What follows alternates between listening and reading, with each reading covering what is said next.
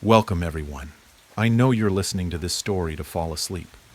So before we start, make sure to subscribe, like, and comment where and what time you're watching. Now, get comfortable and relax. How can a sound from a simple item be the source of such recent and existential dread? I still ask myself that question as I lay awake at night.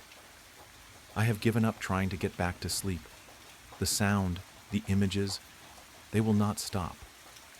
Every moment of every night since it happened, I hear that chiming sound. It rings in tune with my own heartbeat, to the point where I feel like perhaps it has replaced it entirely.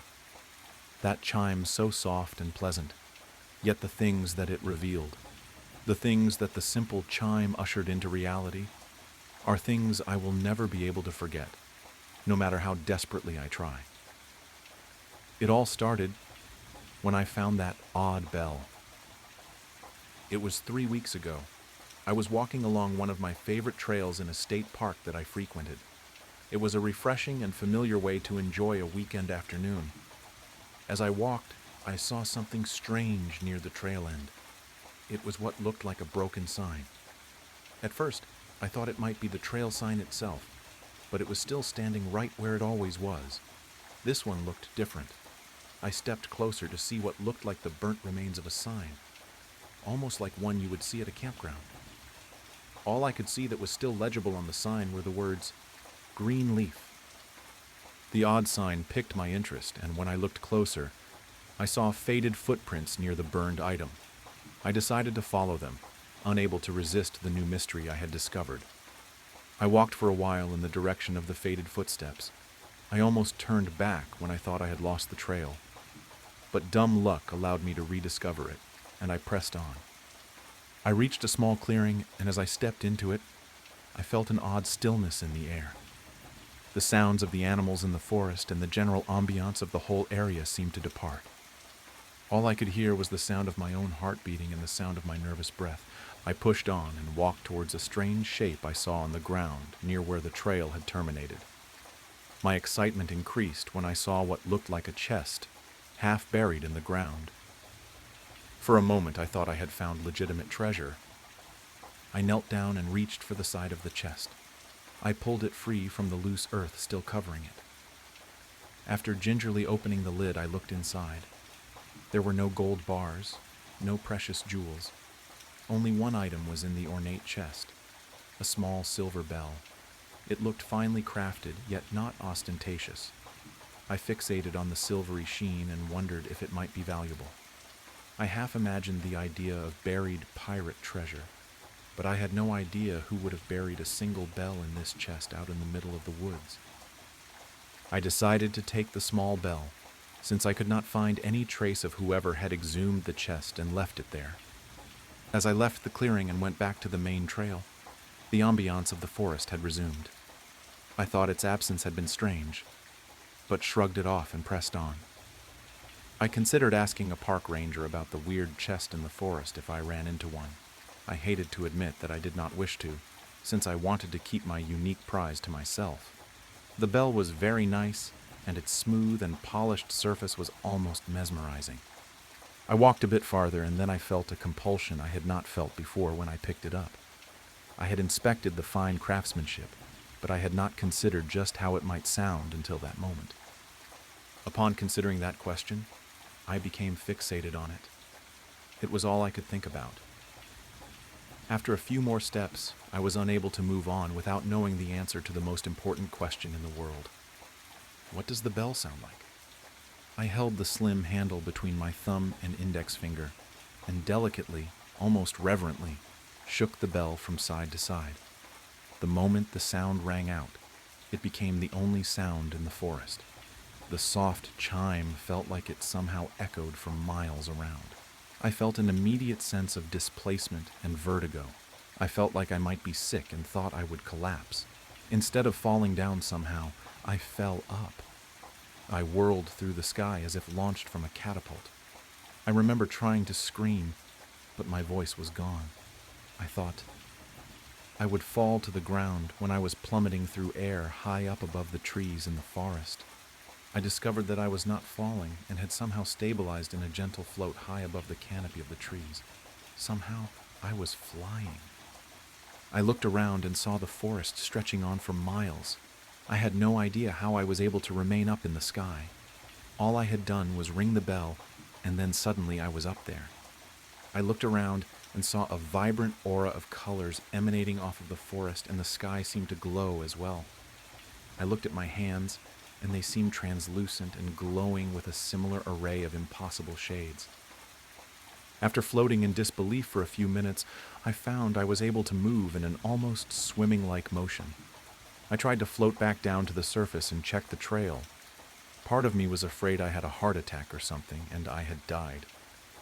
I thought for a moment that the reason I was floating and transparent was because I was a ghost now. When I descended back to the trail, my heart sank, and my previous suspicion was all but confirmed. I saw myself laying on the ground. I still had the odd bell in my hand, but I was laying on my back in a strange pose. I glided towards my prone form to get a better look. I noticed I had an odd gray-like shade to my body, and the bell seemed to gleam a strange hue that looked otherworldly. I feared the worst and approached my body. To my relief, I saw that it appeared to be breathing still. Whatever was happening, I was still alive. At least my body was. It seemed to be some sort of out-of-body experience. The sense of free-floating displacement was almost alike to descriptions of how mentalists believe they can astral project their wills outside of their physical bodies and into the beyond.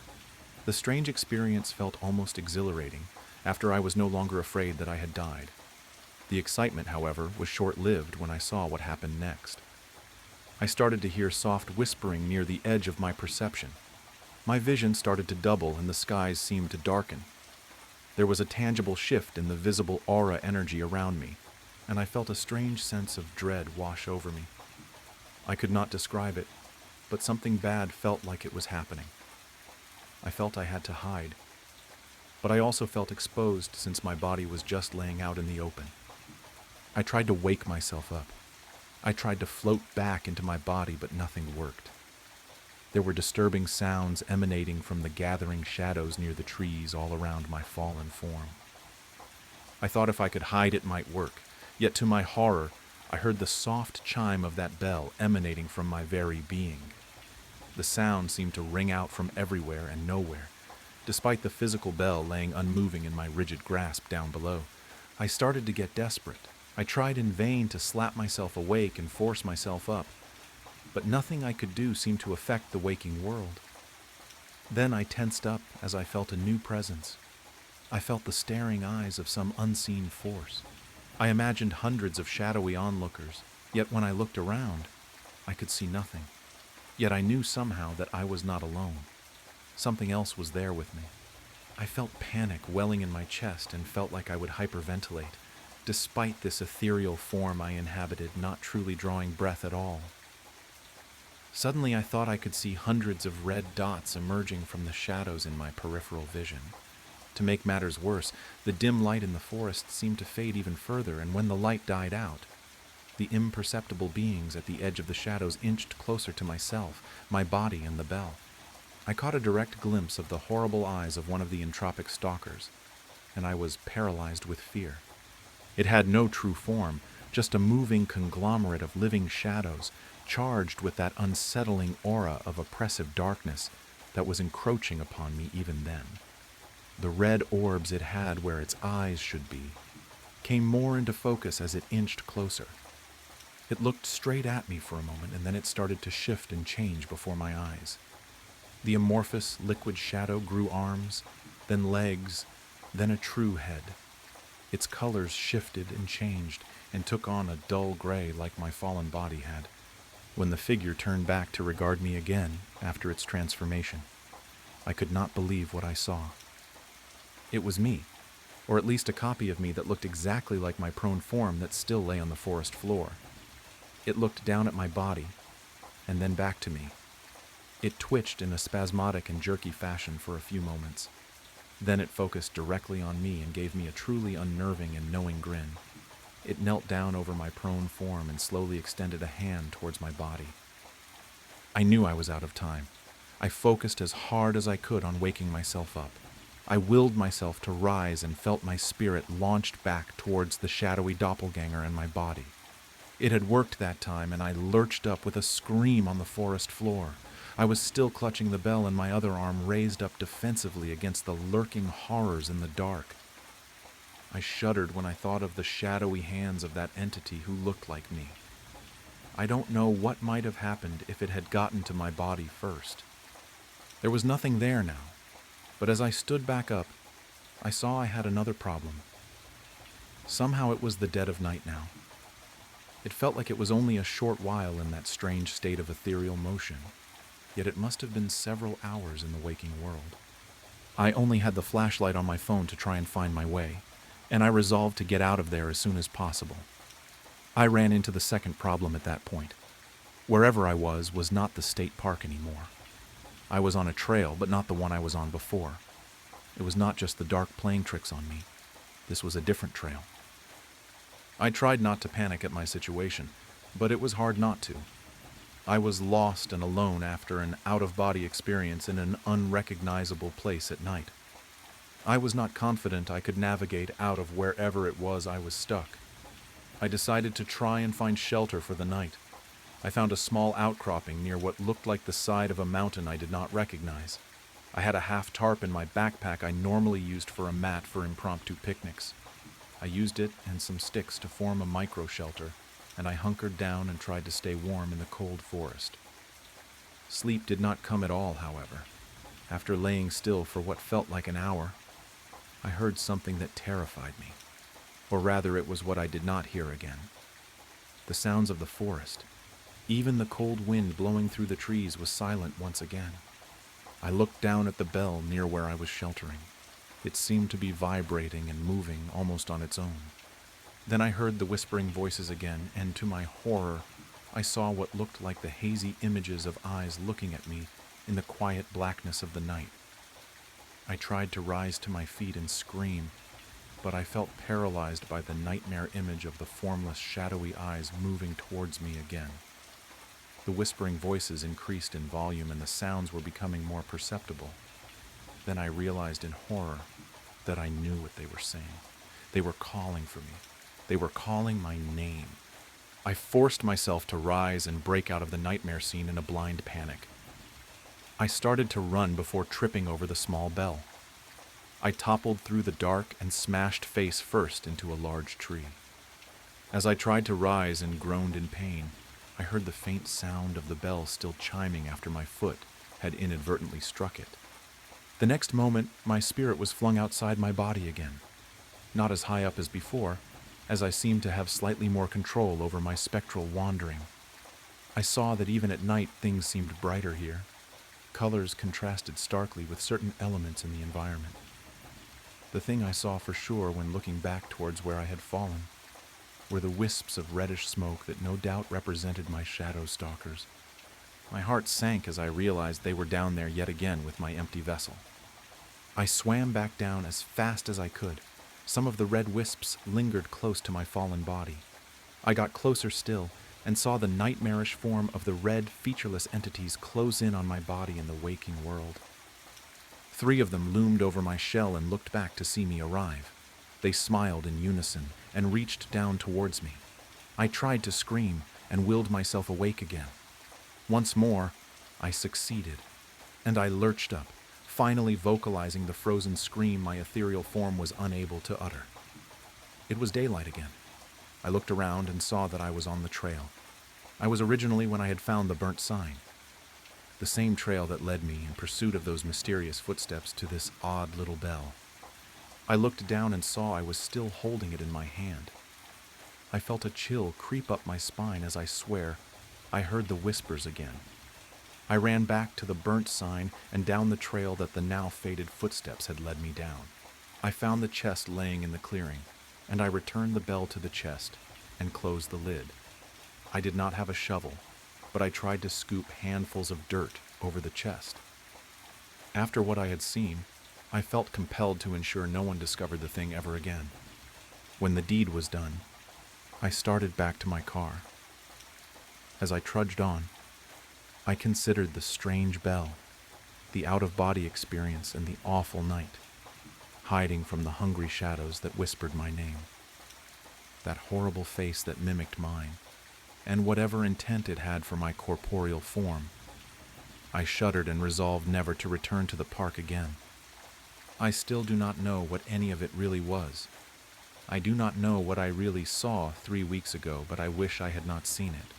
I wish I had not found it, because whatever I caught a glimpse of in the forest with that otherworldly bell, it is not done with me. I thought I could put the matter behind me, but I realized in subsequent days it would not be that easy. Recently I have begun to hear things, and I fear that just ridding myself of the bell was not enough. Every night since then I hear a faint chiming at the edge of my mind. I hear that sound, the chiming of the bell, slowly growing louder each night. Even though I have not touched the thing since I discarded it back to the earth, the chiming is still with me. The true horror dawns on me when the whispers begin again. I don't know what to do now, but I am afraid. I am afraid that I was not the only one to come back from those woods. The stillness in the air is palpable, and the soft chime makes me feel that familiar sense of displacement. I need to focus. They will be here soon, and I don't know where the sound will carry me next. The world exploded in a shower of glass and screaming metal. One moment I was driving, the wipers fighting a losing battle against the torrential rain, blurring the already indistinct highway markers. The next, there was a deafening roar, a bone-jarring impact that stole the breath from my lungs, and then silence. An unnerving, absolute silence that should have been filled with the shriek of tearing metal, the shattering of glass, the pained cries of the injured. But there was nothing. Only a suffocating stillness, broken only by the rhythmic thump of my own pulse, a frantic drum against the sudden, unsettling quiet. My head throbbed, a dull ache that pulsed in time with the frantic beating of my heart. I tried to move, to assess the damage, but my limbs felt heavy, unresponsive. Slowly, tentatively, I opened my eyes. The interior of the car was a mangled mess. Twisted metal clawed at the darkness. Shards of glass glittered like malevolent stars scattered across the crushed dashboard. Rain poured in through gaping holes in the roof, slicking the already sodden fabric of my seat. The air smelled metallic, acrid, like blood and burning rubber. Yet I felt nothing. No searing pain, no broken bones, not even a scratch. It was utterly surreal. I should be bleeding, screaming, possibly unconscious. Instead, I was remarkably intact, sitting amidst the wreckage of a catastrophic accident, experiencing only a dull throbbing in my head and a rising tide of disorientation. The silence was the most unsettling aspect. The absence of sound was more terrifying than any scream. It was a silence that pressed in, suffocating, amplifying the disquiet. It was as if the very fabric of reality had been ripped apart and then hastily stitched back together, leaving this grotesque, silent void in its wake. I pushed against the wreckage, forcing myself to sit up. My body ached, but the pain was negligible, a dull pressure that didn't match the severity of the crash. I looked around. The highway stretched before me, a dark, rain-slicked ribbon winding into the night. There were no lights, no other cars, just the relentless downpour and the crushing weight of the silence. I was utterly alone, isolated in the heart of this metal tomb, surrounded by the wreckage of what should have been a fatal accident. A terrifying, perfect solitude. Fear, cold and sharp, began to claw its way into my consciousness. This wasn't right. It wasn't supposed to be like this. Accidents like this resulted in casualties, injuries, chaos, and noise. Yet here I was, miraculously unharmed, adrift in a sea of silent destruction. The incongruity of it all was deeply unsettling. The dissonance between the catastrophic reality of the mangled car and my own unscathed body, a gaping chasm that threatened to swallow me whole. A feeling of unreality, of profound wrongness, settled over me like a shroud. The rain continued to fall, washing over the wreckage, blurring the already indistinct shapes around me. I tried to focus on the details, to ground myself in the reality of the situation, but the silence persisted, a constant, ominous presence that heightened the sense of unreality. It was like a suffocating blanket, muffling everything, even my own thoughts. The world felt strangely muted, as if I were watching a scene unfold from behind a thick sheet of glass. Or perhaps I was already behind that glass, separated from the world by a silent, impenetrable barrier. I eventually managed to clamber out of the crushed vehicle, the metal groaning in protest under my touch. The rain continued its relentless assault, plastering my clothes to my body, soaking me to the bone. The ground beneath my feet was a mixture of mud and broken glass. Each step I took sent a shiver down my spine, a visceral reminder of the horrific event that should have left me shattered. Yet here I was, eerily intact. As I stumbled away from the wreckage, I caught a glimpse of myself in the reflection of a shattered car window. My face was pale, drawn, etched with the shock of the near-death experience. But there were no cuts, no bruises, no blood, not even a single scratch. My skin was flawlessly smooth, unblemished, a stark contrast to the brutal reality of the scene surrounding me. The realization slammed into me with the force of a physical blow. Something was deeply, horribly wrong. More than wrong. Impossible. This wasn't just an accident. It was something else. Something far more sinister. Something beyond comprehension. The implications hung in the air, heavy and suffocating, and my heart began to pound in my chest once more. This time not with the shock of the impact, but with a terrifying sense of impending doom. The silence remained, a constant, chilling companion, a stark testament to the unsettling and impossible nature of my survival. The rain continued to fall, a bleak and unforgiving curtain drawn over the unfolding horror. The rain had stopped, leaving behind a world washed clean, sterile almost, a stark contrast to the chaos I had just escaped. The silence, however, remained, a heavy, oppressive blanket stifling any lingering hope of normalcy.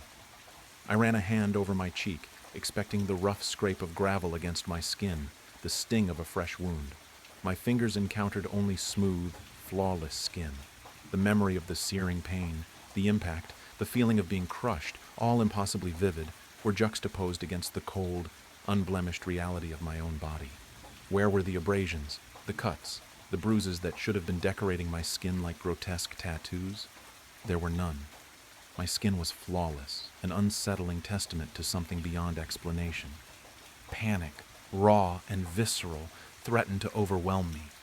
I examined my arms, my legs, every inch of my body, searching for some physical sign, some evidence to confirm the horrific reality of the accident. But my skin remained strangely pristine, untouched by the carnage I had just survived. It was as if the accident had happened to someone else, a spectral twin, leaving me untouched, an anomaly, a ghost in my own life. The thought twisted in my gut, icy and sharp, a constant reminder of the impossible truth. The rational part of my brain screamed for an explanation. Maybe it was shock. Maybe the rain had washed away any superficial injuries. Maybe I was hallucinating. But the mangled wreckage of the car, the persistent silence, the chilling absence of any physical trauma, all these facts contradicted the possibility of hallucination. This wasn't a dream. This was an impossible reality, a nightmarish paradox that defied all logic. And the silence. Oh, the silence. It was the most terrifying aspect, a constant, chilling presence that amplified every unsettling detail. The rising sun cast a pale, weak light on the scene, revealing the full extent of the devastation. The car was a twisted, mangled mess, a monument to destruction.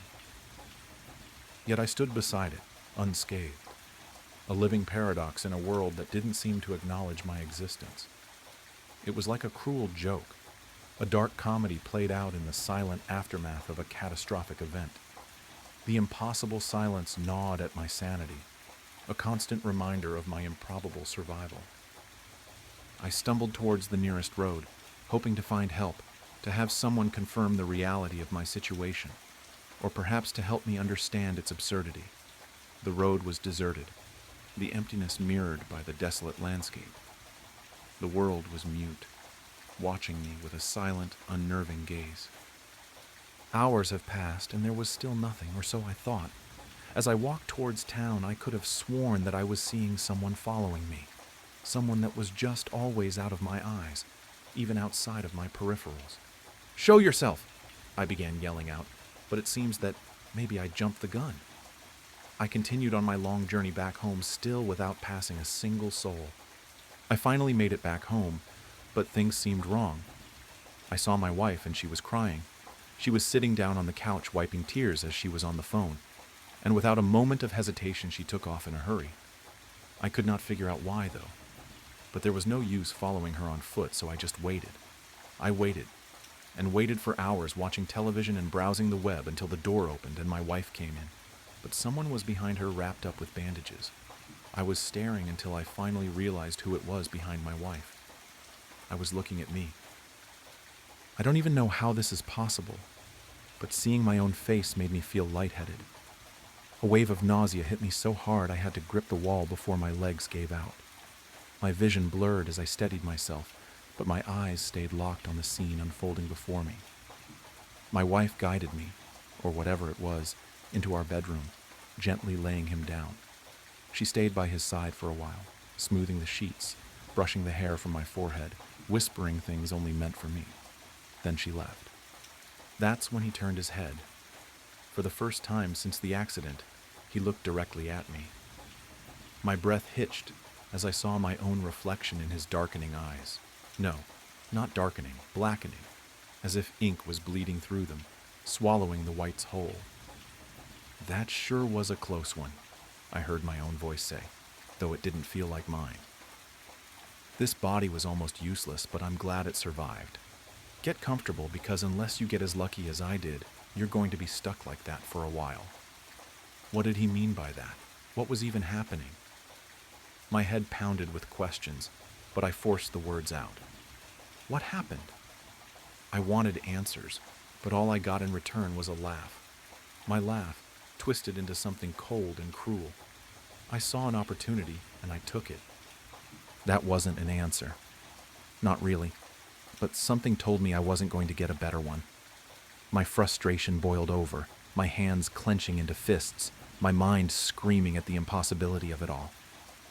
I slammed my fist into the wall. The drywall cracked. I froze. I could affect my surroundings. Maybe I wasn't some Casper doomed to haunt my own home. Maybe, just maybe, I still had a chance. I followed him for weeks. I watched as he ate my food, used my computer, spent time with my wife. I watched as he walked into my job, smiled at my coworkers, laughed at their jokes. He slipped into my life with sickening ease, and no one, not a single person, questioned it. But something else was happening. At first, it was just flickers at the edge of my vision, little blurs that vanished when I tried to focus on them. Then they became more defined. Shapes, figures, moving in the dark corners of rooms, just out of reach. I thought they were stalking me, but they weren't. They were stalking him, or rather, my body. They wanted what I wanted, what he wanted. They wanted inside my skin. They didn't seem aggressive yet. They reminded me of scavengers circling a dying animal, waiting for their moment to strike. But then I looked at my hands, the fingers, the arms. They weren't solid anymore. They were darkening, losing their form, the same inky black that filled his eyes creeping through me. I was turning into them. I didn't know how long I had, but I knew this. I was running out of time. If I didn't act now, I'd be lost forever. Just another shadow lurking at the edges, waiting for scraps. I would take my body back. The plan was simple. I knew my schedule. I knew his schedule. I also knew that while the normal world couldn't touch me, I could still affect it. The only exception was the thing wearing my body. And I knew one more thing. For something to take over a body, the occupant had to leave first. For me, that had been the accident. That meant there was only one way to force him out. I had to nearly take my own life. If I failed, I'd become one of them. But even if there was only a 1% chance that I could reclaim what was mine, I had to try. I slipped into the car, silent, unseen, and sat in the passenger seat. He drove onto the highway, the speedometer climbing. The city lights blurred past as I steadied my thoughts. I couldn't screw this up. I wouldn't screw this up. The bridge was coming up fast. I reached out. With everything I had, I grabbed the wheel and wrenched it sideways. Tires screeched, horns blared, impact. Metal crunched, glass shattered, and the world erupted into chaos. The car slammed into the ground below in a sickening cacophony of destruction. The smell of burning rubber and gasoline filled the air. My body, his body, slumped over in the driver's seat, blood dripping from nearly every opening on his face. His ink-filled eyes fluttered open, then slowly slid shut. And then everything went black. I am writing this because I don't think anyone else has ever gone through this. No one else has returned to tell the tale. I didn't make it. I failed. As I type, the ink creeps higher, swallowing me inch by inch. Soon I will lose all sense of self. I will become one of the others. A shadow, a scavenger, a nothing. If anyone reads this, please, don't forget me. You don't need to know me.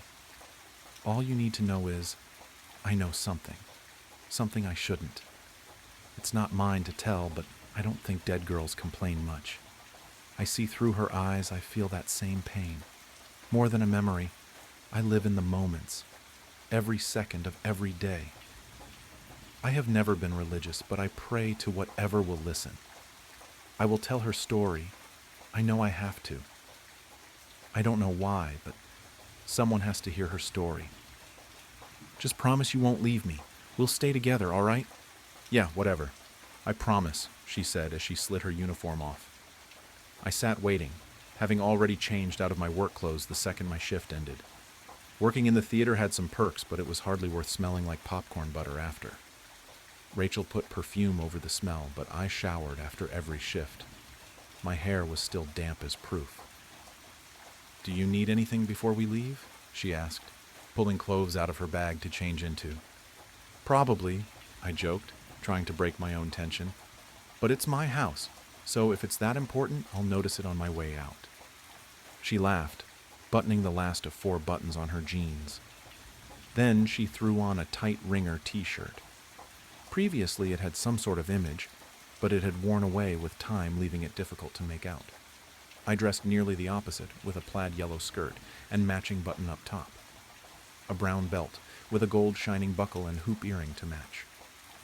We weren't the type to be friends, really. We shouldn't have been. Work does that, brings different types of people together. Rachel hopped off the edge of my bed, grabbing her bag off my floor. She started out my door, forgetting her keys on my nightstand. Rachel, I laughed, picking up the keys and following her out. You won't make it far without these. She smiled, took the keys, and continued without a word. Her car was parked on the sidewalk in front of my house. I was never good with cars, but I knew for sure it was black. I think it was a Cutlass, but I wouldn't bet on it. She got into the driver's seat, but I didn't want to get in with her. I did, against my better judgment, and then we left. The drive there was odd. Even Main Street had no traffic, leaving it a graveyard of stoplights and fallen leaves. Fog, blocking our view from every direction, growing thicker and thicker the further out of town we went. It should be expected with the carnival, but this felt different. I twiddled my thumbs, pretending as though I had nothing to worry about. You okay? Rachel asked, not taking her attention off the road. She always pointed out my little quirks, usually noticing if I was feeling off. I squeaked, snapping out of whatever trance I was in. I was, obviously, not okay. Rachel glanced over. She looked so calm and relaxed. You sure? You look hella tense. I didn't answer. Cool air flooded in through Rachel's window, letting the smoke off her cigarette float out. Flickering neon lights stopped her before she could push any further. The lights lured us into an open field-turned parking lot, like an anglerfish lures its prey. The old beauty, suffocated by the call of humming engines. The funhouse hung upon the gateway. I fumbled for the door handle, unable to muster up the strength to get it open. Vision fuzzy, heart pounding, and a headache I couldn't seem to shake off. Managing to get the door open, I tumbled out. It was too much. The lights, the laughing, the small, crowded paths. But a calm smile and happy voice were as good of an act as the rest of the circus. I had never snuck out before, let alone to a place so big. I was my parents' ideal child, and I loved it. The way every adult mentioned me as a role model, it kept me going, like a push I needed to function. Without approval, I didn't have much, which I think is why I came here tonight. Rachel grabbed my arm, pulling me towards the ring toss. "Would you be careful?" I begged as she pulled me past a girl, nearly sending her flying. Looking at the girl, she was younger, maybe 10 or 11. She looked odd. There was no other way to describe it. She dressed as though a few years behind style.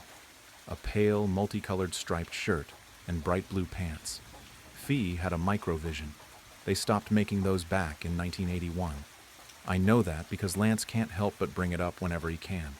That is only 3 years ago, though, so it's not too odd she has one. Looking around, everyone looked a few years behind. It was uncanny, but perhaps it was just my wild imagination. Rachel didn't seem to notice. Maybe it was nothing to worry about. Trying to find a good distraction, we played every game in reach. We, of course, won nothing. In the carnival, the house always wins. A blaring announcement shook my attention away from the horse race I had been playing. The show will commence in 10 minutes. 10 minutes, droned the announcer. Stock up on snacks, carnival trinkets, and secure a prime seat. And of course, don't forget to enjoy the show. His tone implied that the enjoyment part was optional, but the snacks and trinkets were not. Rachel again grabbed my wrist, pulling me towards the tent. "Come on, we have to get in before the show starts." My heart was racing, my breath coming in short gasps as I stumbled after her. Sweat, grease, and other smells didn't help my nerves. The air inside the tent was too thick to breathe. Without hesitation, Rachel threw herself towards the stairs, dragging me up behind her. Our feet pounded a rhythm against the weathered boards. I held my breath, begging myself not to feel sick. I failed. Watery vomit splattered against the wooden steps. "Whoa." She let go of my hand, covering her own mouth as if she might as well be sick too. "Are you sure you're all right?" I choked on my words. I wasn't all right. "Yeah," I managed, before continuing up the stairs. It was too late to back out now. We stumbled over feet trying to find open seats, but eventually we found what seemed to be the last two in the tent. As if time itself were waiting for us, the show started. The music swelled, and the crowd erupted into cheers as the lights dimmed like embers in a dying fire pit. A single ray guided the eyes of the crowd toward the center of the ring. Then you saw him, one of the many clowns. He could have passed for ordinary, but he had long lost that privilege. A nice white button-up shirt, offset by his bright red pants and bow tie to match. His proportions were all wrong, like a child's drawing of a person. He had prosthetics. They were wooden, all different shades and types. Like he was made purely by the creator's twisted euphoria for torture. The effect? Like a train wreck you couldn't look away from. "Hello, boys and girls. Welcome to the fun house." He cheered, arms waving through the air like a weird vintage cartoon character. His tone was weirder, like a voice box, barely matching his mouth as he spoke. It didn't fit him. It was pitchy, too high, as if he'd sucked all the helium from a balloon. "Here is where your dreams come true. Just wait.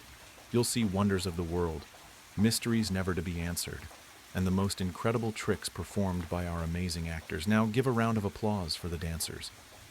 He stepped back and the stage darkened, as if he were the light keeping it lit. As if they had been there the whole time, they began their dance, like shining dots in the dark, all emitting a light of their own. Their motions pulled the audience into awe.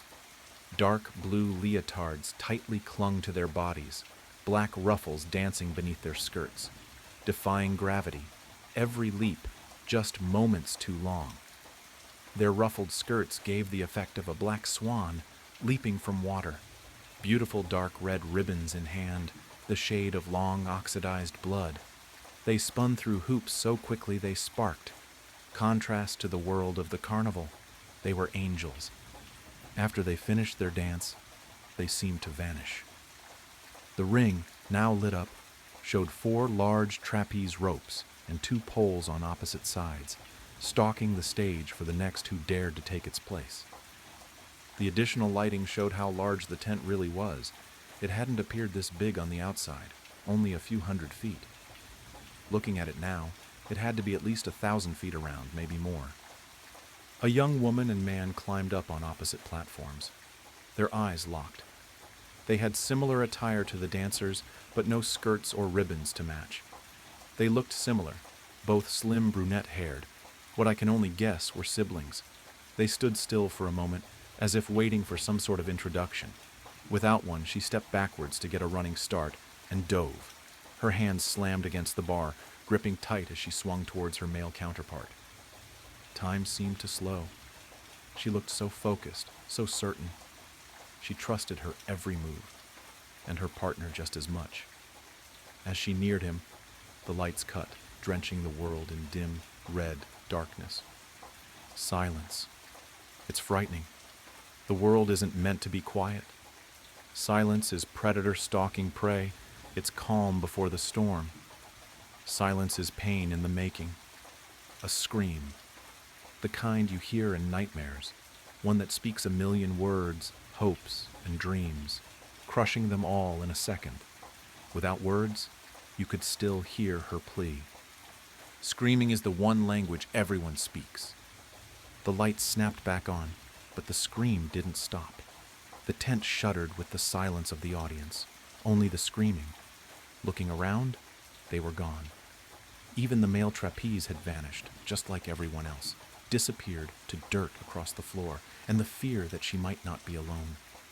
Looking ahead, she saw her, crushed by the pressure of her fall, the last moments of terror still frozen in her eyes, limbs twisted in each direction, like a gory broken compass guiding me nowhere. The dirt beneath her, a damp red, her corpse still screaming, the first normal scream mine. Frozen in place, everything seemed to unfold before me like a movie, and for a moment I prayed I was a part of the narrative. My knees gave way, sending me to the floor, barely leaving me conscious through the fear-induced nausea. It was too sudden, too real. The woman's screaming continued, beyond what her crushed torso should have allowed. Blood gurgled up her throat, slowly muffling her agony. Leaning my shaking body against a chair, I looked towards where the door was. It had vanished, with no trace left behind, as if it had never been there at all. I looked around and saw what I should have known far before. There was no way out. Running down the stairs, I slipped and was reminded of my fear-induced vomit, now covering my yellow skirt. Nearing the bottom of the steps, I stopped. A sound echoed throughout the air, stopping me in my tracks, skittering on the roof. Then I saw it. It tore through the roof of the tent with ease, but no light came in. A dark shade of gray-brown, 50, maybe 60 feet long, wrapping itself around the poles holding the place up. 10 long spider-like limbs stuck randomly to the body, as if added as an afterthought, all shifting as if they had minds of their own. 2 sockets where the eyes should have been, pulling the skin around them in like a black hole. Its smile, grotesque and mangled, the ends wrapped around edges of its head, showing horribly large, sharpened human teeth. Moving faster than my eyes could catch up with, it darted toward me. I dropped back to the floor. Sliding down the stairs, I scratched any available surface of skin. It slammed into the steps above me and crawled down right past me. It couldn't see. I crawled along the seat bottoms, shaking every second I wasn't pressed to the floor. It may not have been able to see me, but it could hear my every breath. After more than an hour of crawling, hiding, holding my breath, and repeating that vicious cycle, I reached a curtain, barely open enough for me to fit through silently. I crawled in, too frightened to breathe. For the fear it might hear me, I ran further inside. Hardly seeing where I was going, I ran in and out of every curtain and opening, praying for an escape. Each direction I tried left me more and more hopeless. After many failed attempts at tearing through the tent and looking behind every crate and rack I could find, I crumbled to the floor. Tears streamed down my cheeks. I hadn't taken the time to realize what really was destined to happen. I was not going to escape. I was stuck here, to rot away or die to that horrible monster outside this curtain. I had so much left to do. I wasn't ready to die. The thoughts hurt, and I pressed my nails into my palm. No one had a way with life like she did, floating through the world as if harm never glanced her way. Now harm did more than glance. It was pricking at her skin, drawing closer and closer. I heard it scurry across the ground outside. It hadn't forgotten I was there. I pressed my nails deeper into my skin, drawing blood. It wasn't good, but it took the pain in my head away, helping me focus my brain on something other than fear I couldn't control. Through my blurred vision, I saw a slightly open crate I was too panicked to notice before. Wiping my eyes, I walked over. Sliding the lid off, I looked inside. Human-sized doll parts, some wooden, others porcelain, like those on the clown from the start of the show. I picked one up to look at, just to see what they were. It was hollow. I slid the arm over my own, putting each finger into the correct slot. A perfect fit. The porcelain was cold on my skin, but the freckles dotted on it seemed to match my own. Each finger was built to bend, carefully crafted as if put together by hand. Moving my arm was comfortable, as if it was made for me. Putting it back, I stepped quietly back towards my spot on the floor. Then I felt it. Something moved from out in the ring. I stepped towards the curtain, making sure to stay out of sight of the thing I knew was out there. I glanced out into the dark, not wanting to see it looking back at me. A dim ray from the torn roof was the only light. In that light were scattered chairs, one of the trapeze poles, now broken, and the door.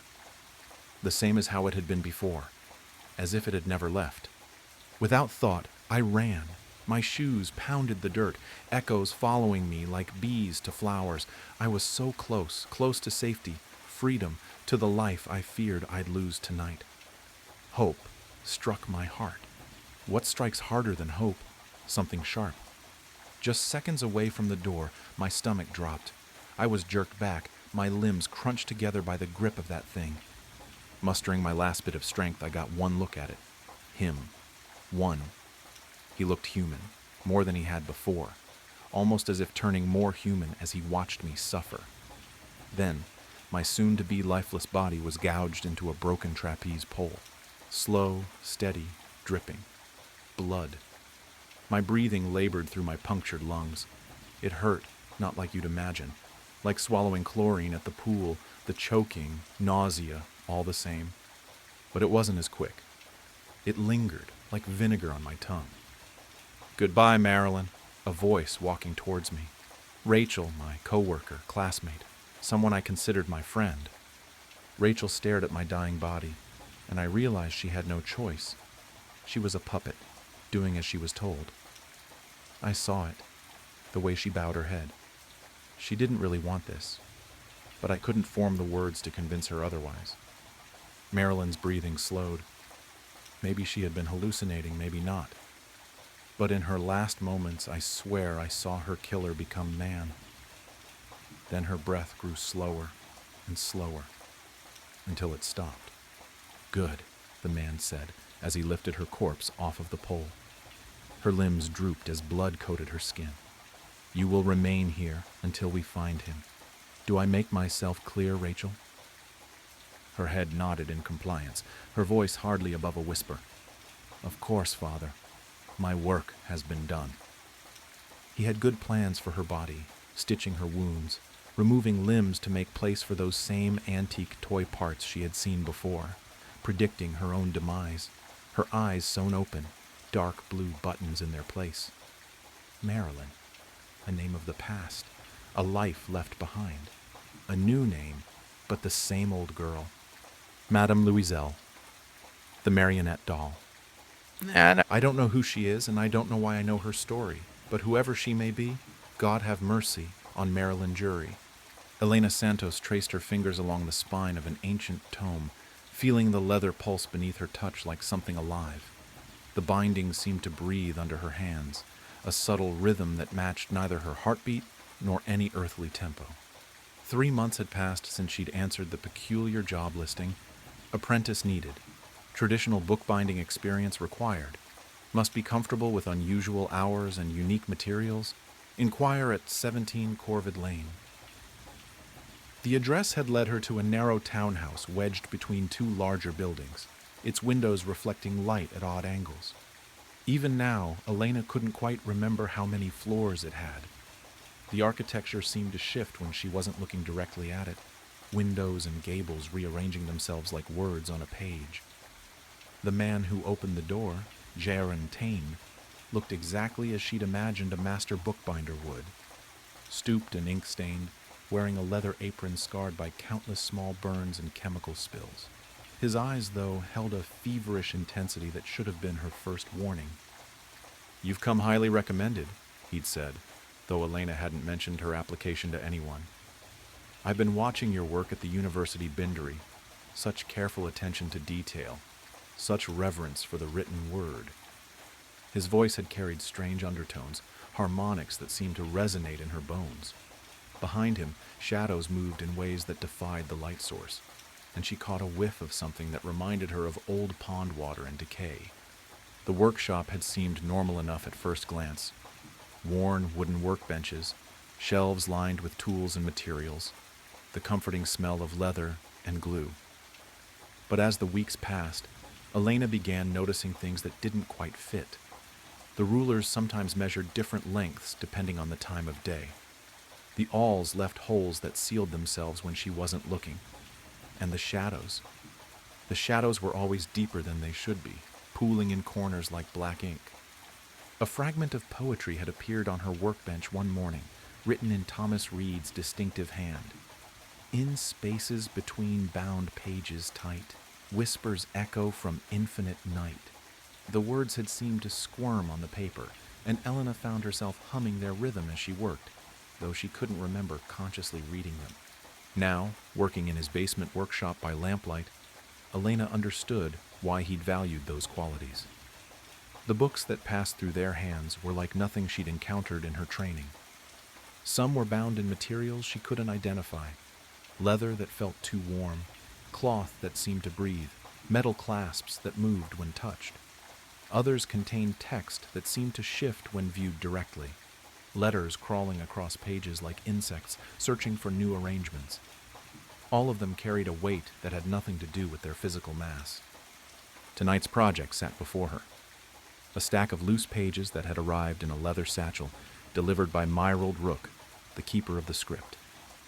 His hands had trembled as he handed over the package, and Elena noticed that his shadow didn't quite match his movements, always a fraction too slow or too fast. "These are special," he'd whispered, glancing nervously at the shadows between the shelves. "The High Scribe herself has marked them for binding. Our patron grows hungry." He'd hesitated then, pulling something else from his satchel, a small envelope sealed with dark wax. The seal bore a symbol that seemed to shift when Elena tried to focus on it. "From Althesa Varen herself," he'd added, his voice barely above a whisper. "She says you're to read it only after you've completed the binding. She saw something about you in her last trance." The pages felt warm to the touch, and the script that crawled across them made her eyes water. Some bore notations in different hands. She recognized Thomas Reed's poetry, interwoven with the main text, his verses speaking of a darkness that devoured light and a horizon where reality ended. Other margins contained desperate warnings in what she now knew to be Miranda Wells' handwriting. The words breed in dreams. They want more than just readers. They want vessels. Elena's fascination warred with her terror. Part of her wanted to run, to forget everything she'd seen and return to the simple work of binding normal books. But another part, growing stronger each day, yearned to understand the mysteries hidden in these impossible texts. The hunger for knowledge had taken root in her mind, and she found herself wondering if this was how Miranda had felt before she disappeared. "Careful with the binding thread," Jaren called from his desk. "These pages like to wander if they're not properly secured." He was hunched over his own work, transcribing text from one volume to another. Elena had noticed that he often worked in his sleep, his hands moving with mechanical precision while his eyes remained closed, lips forming words in languages that hurt her ears. Sometimes she caught glimpses of other figures moving around him in those moments, shadowy forms that vanished when she tried to look at them directly. The thread she used was unlike any she'd worked with before. It seemed to move of its own accord, sometimes anticipating where she needed it to go.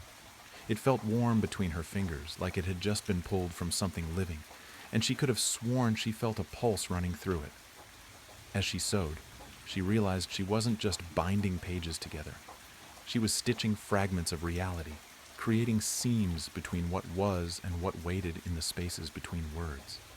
As Elena's needle pierced the warm leather binding, the workshop around her suddenly dissolved.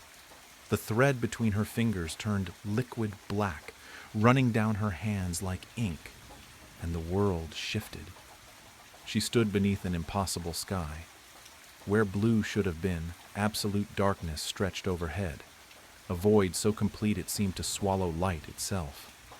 The sun hung low and bloated, transformed into a massive crimson eye that bathed everything in red twilight. Then she saw the figure.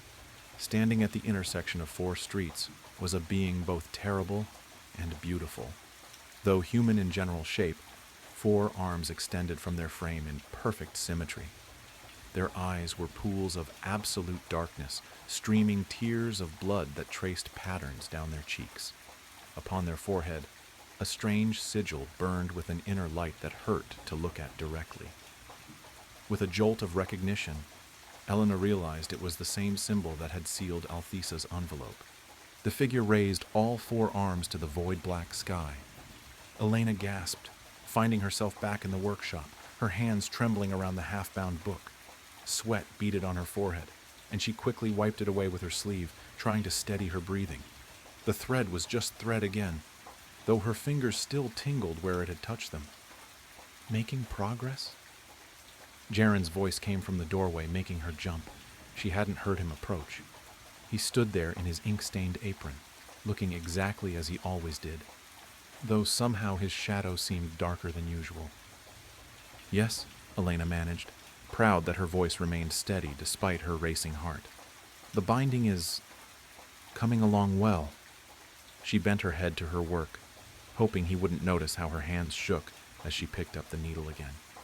Later, while cleaning his tools, Jaren spoke softly, almost to himself. "I was like you once," he said, his voice carrying those strange harmonics. "A simple bookbinder until I understood that some books want more than just to be read. They taught me their language, showed me the spaces between words where truth lives." He turned to her, and for a moment his eyes seemed to contain galaxies. "The Dark One offers knowledge beyond imagining, Elena. The cost—" He smiled, and in the lamplight his teeth gleamed like wet ink. "The cost becomes irrelevant once you understand what waits on the other side of the page." She'd begun having dreams about the books. In them, she watched letters crawl across pages like insects, forming and reforming into messages that left her gasping awake. She dreamed of vast libraries where the shelves went on forever, and all the books whispered her name. Sometimes she heard voices from the workshop below her rented room, though Jaren insisted he never worked past midnight. The shadows in the corners seemed deeper each day, and she often caught movement in them from the corner of her eye, suggestions of figures walking between the shelves, of hands reaching out from between books. Through these dreams, she began to understand the congregation's structure. Jaren, as the bound archivist, created gateways through his bindings. Myrald Rook, the nervous keeper, distributed the texts to those marked for initiation. Above them both stood Althesa Veron, the high scribe, who received direct instructions from their patron, the Dark One itself. In these dreams, fragments of what she'd glimpsed haunted her: the void black sky, the crimson sun that shouldn't be, and always that figure, that terrible, magnificent figure whose presence made reality shiver. Her mind recoiled from remembering too much, but the images lingered like after-images burned into her vision. Sometimes when she woke, gasping in the dark, she could still feel the weight of that impossible sky pressing down on her, and her fingers would trace patterns in the air, unconsciously mimicking the sigil she'd seen burning on the figure's brow. A loose page fluttered from the stack. She recognized the university library stamp, though the seal seemed wrong somehow, rotating slowly when she wasn't looking directly at it. The margin contained a neat notation: found by M.W. Below that, another hand had added, processed for distribution. M. Rook. Elena had heard whispers about Miranda Wells, the librarian who had vanished from Blackmere University. Some said she'd simply left town, but Elena had seen other notes in her handwriting, growing increasingly frantic, speaking of words that bred in dreams and truths that devoured readers. As Elena reached for the page, her sleeve pulled back, revealing the strange marks that had begun appearing on her skin. They looked like ink stains at first, but they moved slightly when she slept, forming letters and alphabets that had never existed in any earthly language. She'd stopped trying to wash them off after noticing that soap and water only made them spread faster. Sometimes, in the right light, they seemed to form words from the texts she'd been binding, prophecies and promises that wrote themselves into her flesh. "You're progressing well," Jaren said, suddenly behind her, though she hadn't heard him move. His shadow on the wall didn't match his movements, and Elena noticed that his apron now bore stains that seemed to gleam with their own inner light. "Soon, you'll be ready to begin the real work." When he smiled, his teeth looked too sharp, too numerous, as if his mouth contained several sets that shifted and changed when he spoke. The realization hit her then. She wasn't just binding books anymore. Each stitch, each carefully aligned page, was helping to bind something larger, reality itself. The books were merely vessels, channels through which something vast and hungry could reach into the world. And she, with her careful stitches and precise alignments, was helping to create the perfect gateway. "There's a gathering tonight," Jaren continued, his voice carrying those strange harmonics that made her bones vibrate. "The Dark One wishes to see your work." He gestured to a bookshelf that Elena could have sworn hadn't been there a moment ago. Few apprentices progress so quickly to drawing its attention. The shelf held copies of Thomas Reed's latest works, their spines gleaming with an inner light. Elena had helped bind some of them herself, using thread that moved like living things, and leather that felt too warm to the touch. She'd seen how the text changed between readings, how the words rearranged themselves to reveal new horrors to each reader. "The congregation welcomes those who understand the true power of words," Jaren said, producing a small, leather-bound volume from his pocket. "This was your first binding with us. I think you're ready to read it now." The book felt heavy in Elena's hands, its cover warm and slightly yielding, like skin.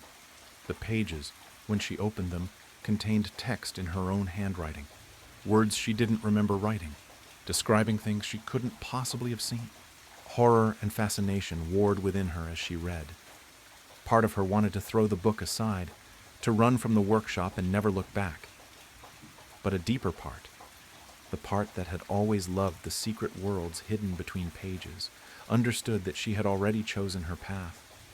Like Miranda Wells before her, like Thomas Reed with his dark verses, she had been drawn into something larger than herself.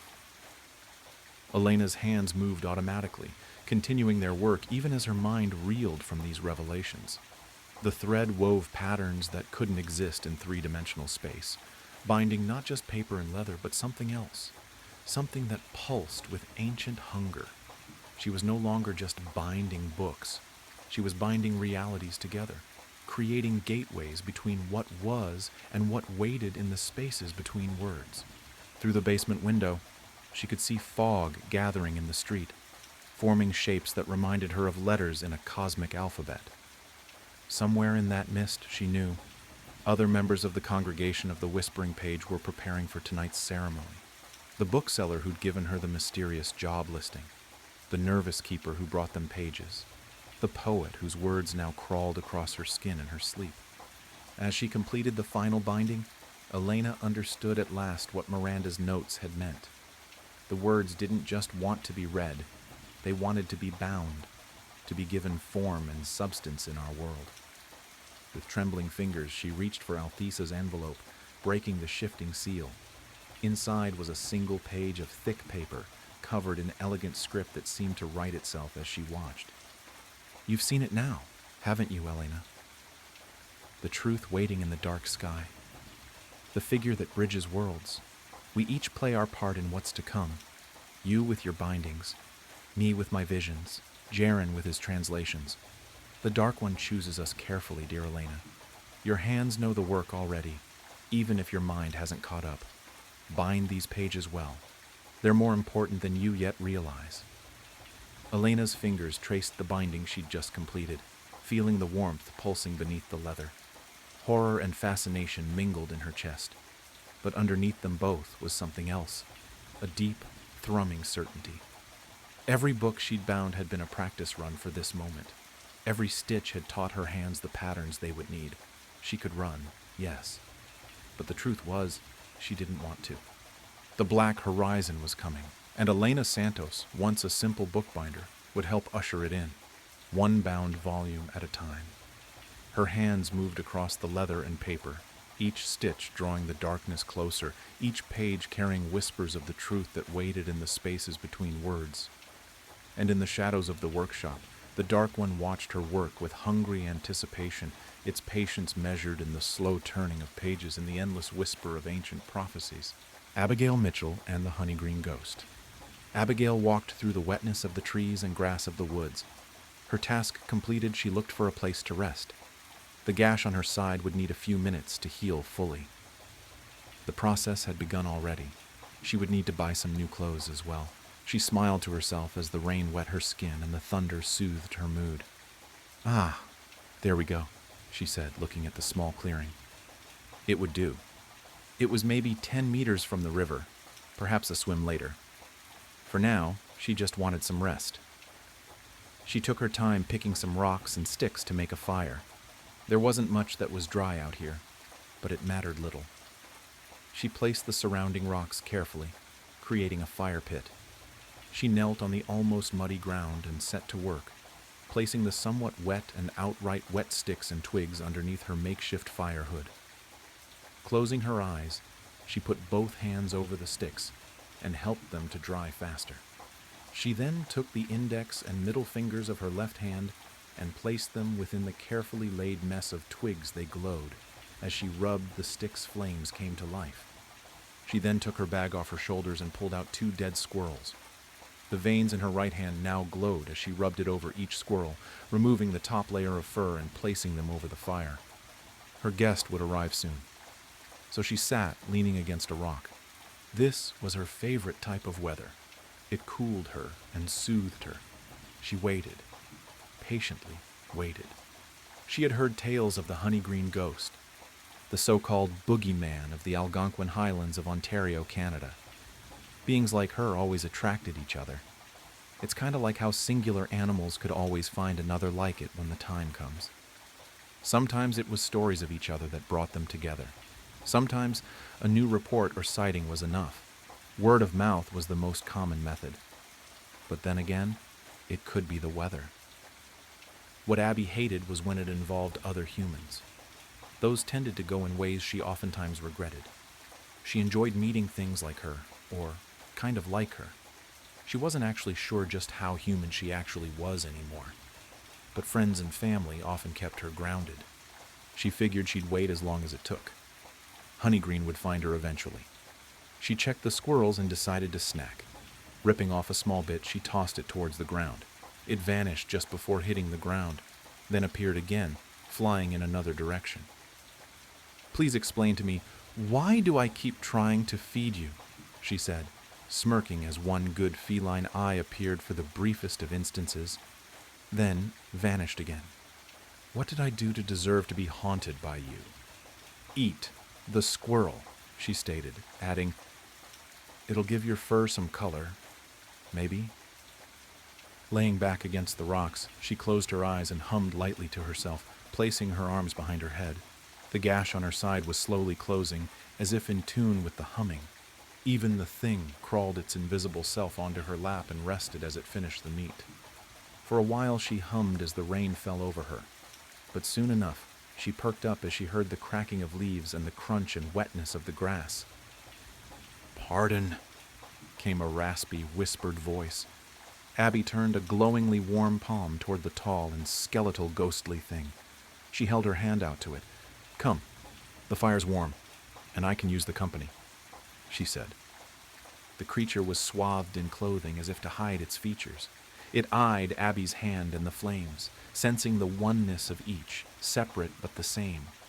Its lanky frame and much too long limbs moved closer, dropping to all fours and moving in like a dog. "Come on, then," Abby stated, pointing at the other squirrel on the spit. "That one's yours. I figured you'd be a mite hungry when you got here." Honeygreen moved closer to the fire and sat across from her, smiling as best it could. Its oversized jaws drooled at the sight of the squirrel. Abby nodded, and the creature snatched the squirrel from the spit, ravaging it. Its skeletal teeth chattered after swallowing the animal whole. Honeygreen let out an airy sound of satisfaction. The sound would make the blood run cold in most people, not used to seeing or dealing with the fantastical or the horror of such a creature. "Taste good?" Abby quizzed. "Delicious," it said in a breathy tone, sitting lotus style. "Thank you for the fire and the food. I hunger often. I am frequently cold, but this evening, in this rain, you have warmed me more than I've been warmed in ages," Honeygreen stated, glaring at her. It did not mean this to be intimidating, but it was the only way it could look at a person. It was part of the curse from the Highland spirits. "Worry not, I'm frequently too warm, but I try hard to never miss a meal. There's only one thing, though," she began, adding, "Why doesn't Canada believe in cheesesteaks?"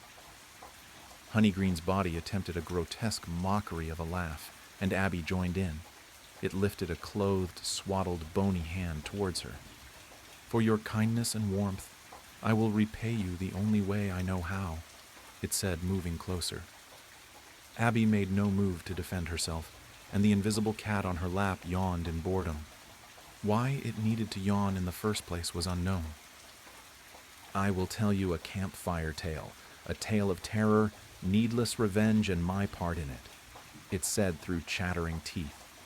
Abigail's eyes glowed with anticipation. "I'd like that very much," she stated, placing her hand on the creature's sorry excuse for a leg. But as she did so, its chattering teeth slowed as it felt the warmth.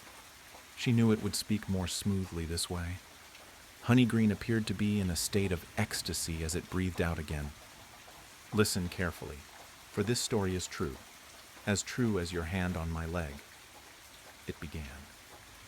"Across that river is where fate had chosen the actors for the play that came to the Highlands that night." Honeygreen stared into Abigail's eyes. She knew that since it was a spirit, there would be no looking away as he told his tale. That was a quirk of so-called undeath. But it didn't bother Abigail in the slightest. As a wandering spirit, I spend much of my days in search of food and warmth. I crave it. I need it. It is part of the curse I am under from the spirits of these woods for my crime," Honeygreen said. "I wander during the day and night. It matters not. My search always continues. However, when I have not had the warmth or food I need, I will sleep. I know not for how long, but if the heat of a campfire is near, I shall resume my search. I will move towards that fire as if a mosquito, to a bare neck," it continued. "It was after one of these long sleeps that I awakened to sensing a great flame. Even from so far away it beckoned me, and I lusted for it. It was night as I began my movement towards the flames. When I closed upon the campfire, the curse pushed me to seek the permission of the occupants, but my mouth remained closed, and I remained in the foliage observing. What Honeygreen was witnessing was not just a campfire. It was looking at what appeared to be a sacrifice. Its lust for the flames and the food had drowned out the words being spoken. It closed on the scene. At the campsite of the ritual were 5 people, 2 males and 3 women, each standing on the tip of a star-shaped diagram on the ground. There was a large fire pit in the middle of the star, and 5 smaller fires near the feet of each person. Each of them wore clothing with strange markings. They chanted in unison, each holding a unique object, waving them back and forth towards, and then away from the flames. A moment later, each stopped, and it grew quiet. Honeygreen then noted the silence about it. The creatures of the wood were used to its presence, and it had never harmed them, so the threat was not there, and there was no need to be silent. But this night they are deathly quiet. "Bring forth the sacrifice," the woman at the tip of the star called out. 2 other participants went to the vehicle and pulled out a now muffled, but screaming man. He wriggled and tried hard to pull away, but was helpless. The 2 ritualists held him in place as he whimpered. "Bring forth the witness," she again called out. The other 2 participants went to the vehicle and pulled out another muffled and crying man. The results were the same. Helpless, he could only watch as they moved the other man towards the fire pit. "Remove the blindfold and gag from the sacrifice," she commanded. The man immediately begged and cried for his life. "Please don't do this. I can give you whatever you want. I have money. I have shit. That just don't kill me. Please. I don't deserve this. I did nothing to you people." He cried to the impassionate masked faces. "Remove the gag from the witness." Again, she commanded. "What the fuck is wrong with you people?" He cried out in a mix of terror and rage, tears dropping from his puffy eyes. "Help me, man. Don't let them kill me, dude." The sacrifice called to the witness. I'm sorry," the witness whispered out, trying to look away, but the woman and man held him firm. "Now let us continue. Move the sacrifice towards the flame," she commanded. The sacrifice struggled hard against the man and the woman, but to no avail. They moved him to within 2 meters of the flame exactly. Then they released him. The man's instinct to run took over, and he tried. But his legs disobeyed his mind. Something unseen held him fast. "Move the witness to his position." The witness, also 2 meters away from the pit, eyed the sacrifice. Each man faced each other in the arms of the star. Knowing they were both helpless and likely doomed, they did a very human thing. Tears flooded both men's eyes, with rage empowering the witness's tears.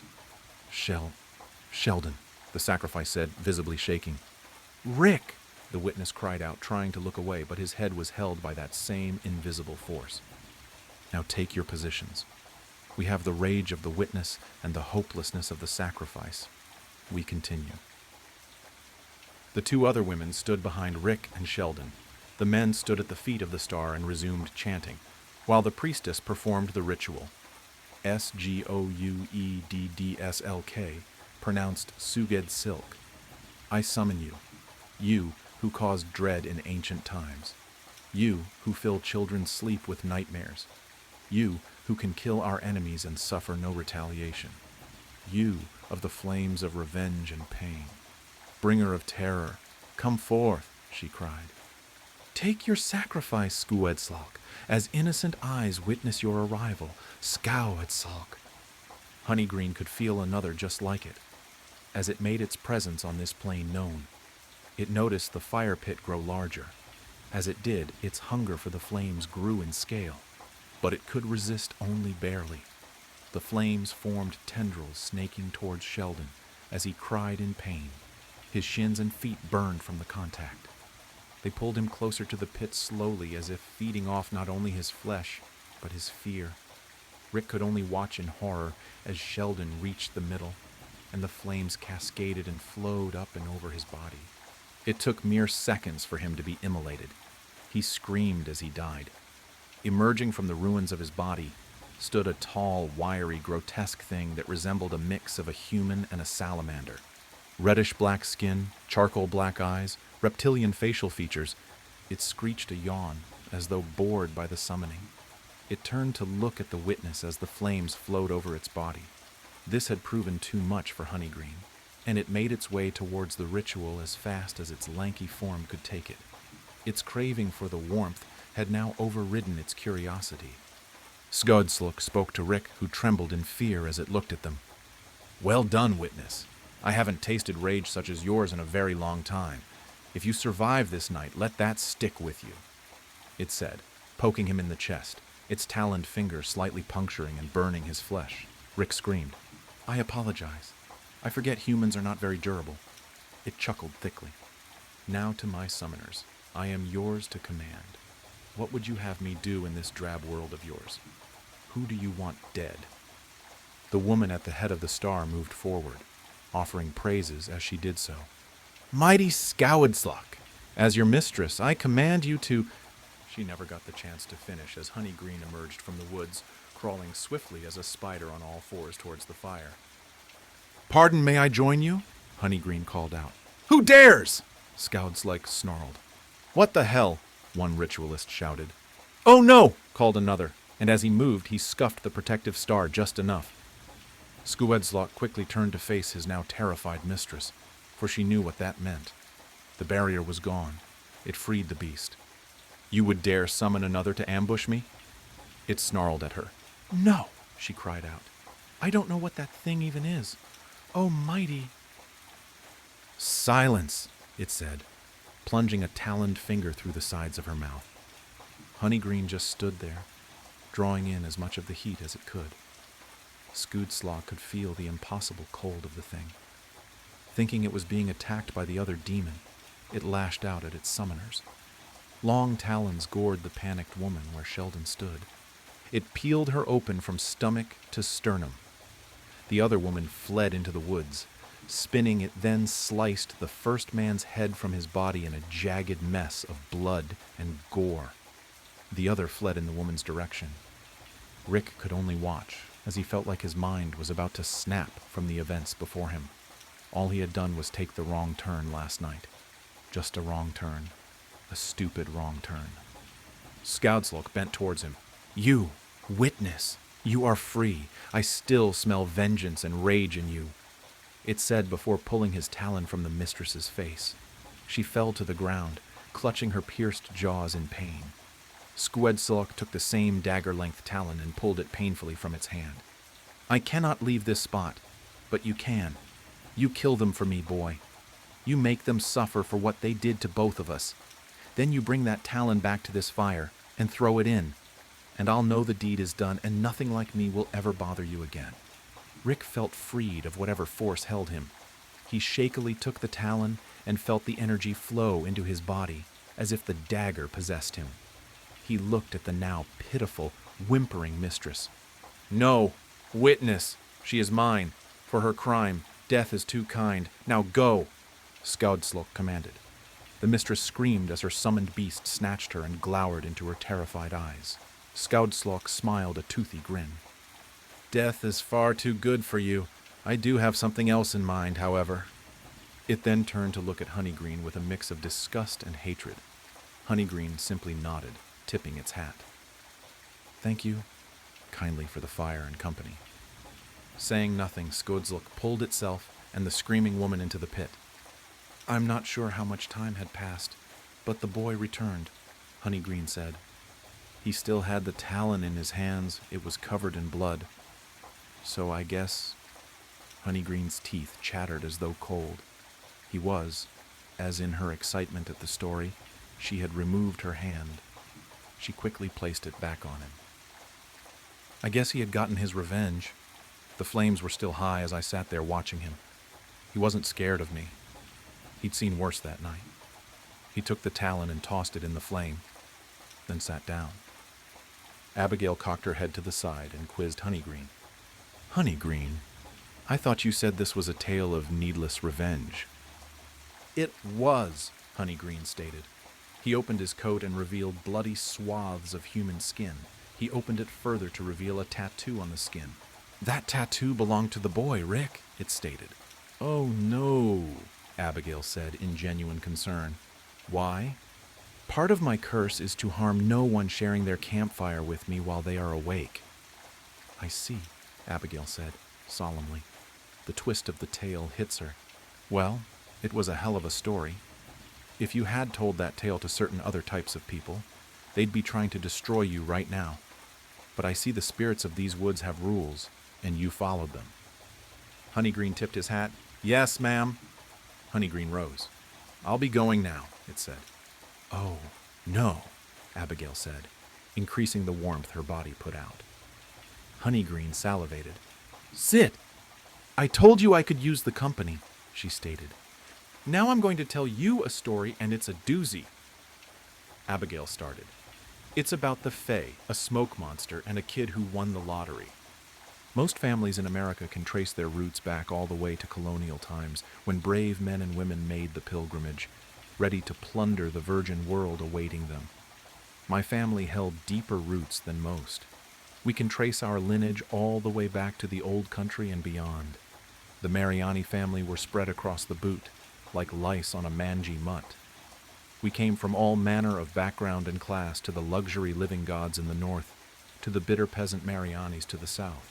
Our ancestors would bicker and clash over every little thing.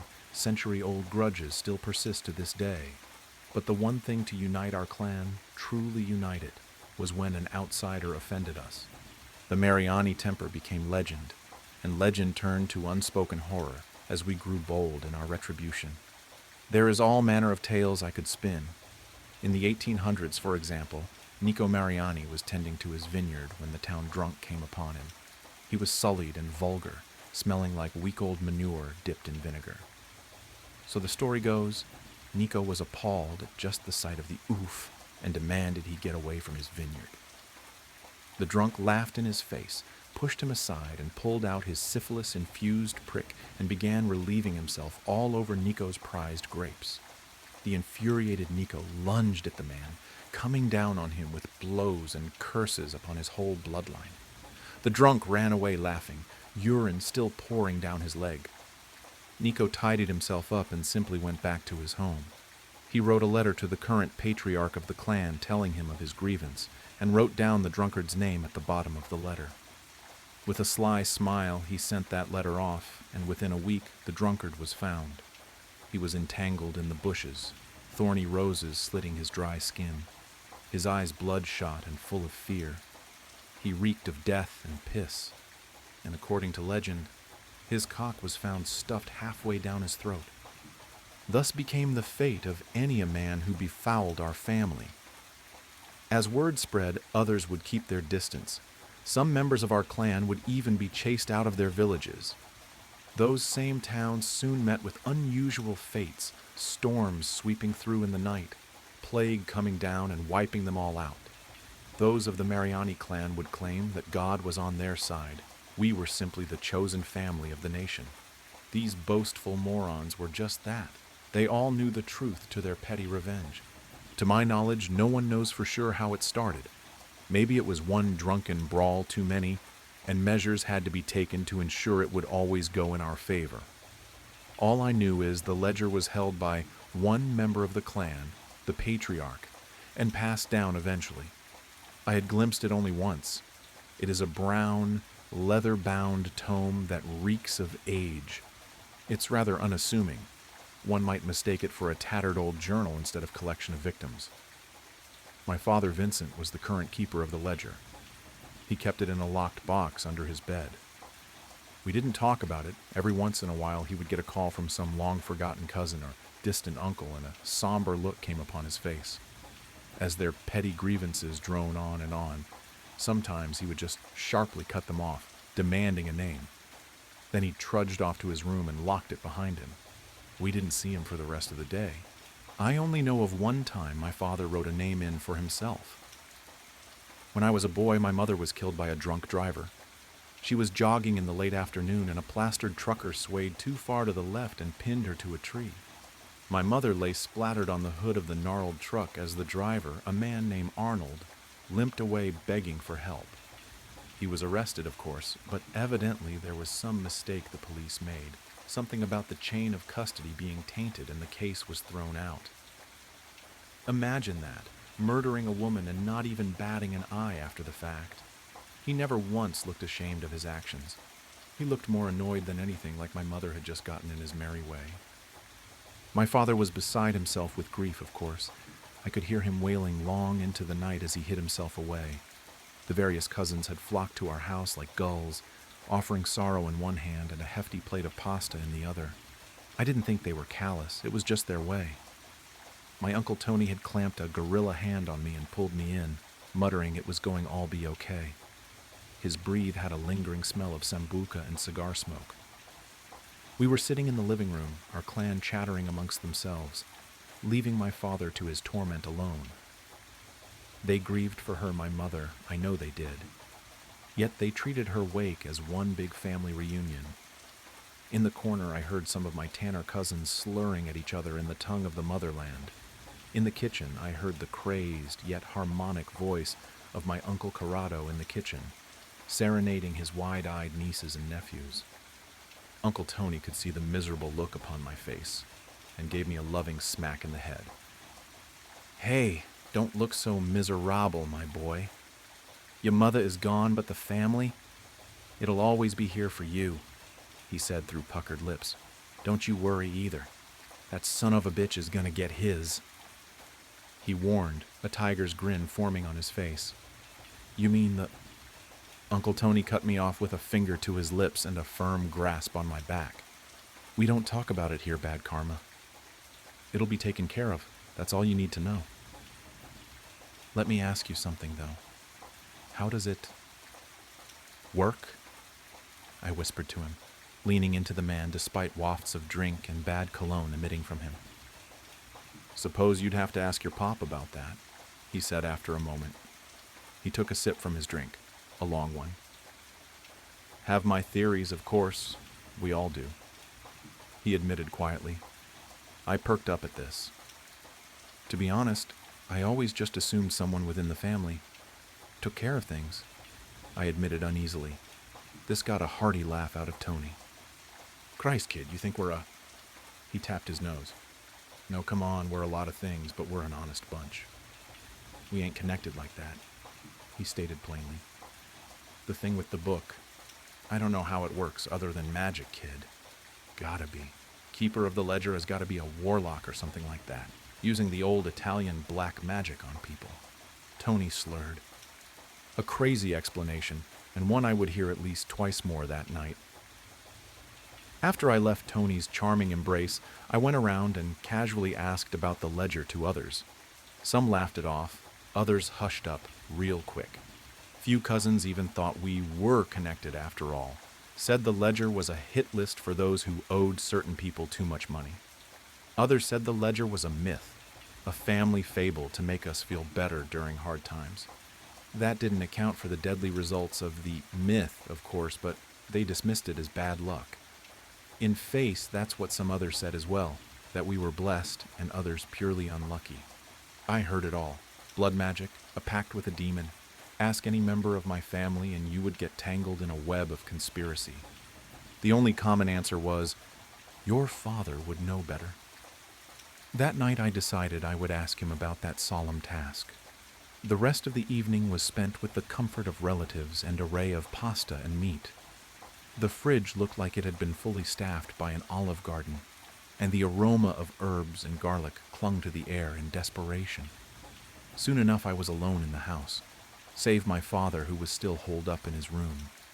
It was a deadly sort of quiet in that house, the kind where you can't bear to be alone with your thoughts. I tiptoed up the winding stairs towards my father's room. Stopping at the top, I called out to him. The silence slapped me in the face. My father's door was shut tight, yet I could see light creeping out from the bottom.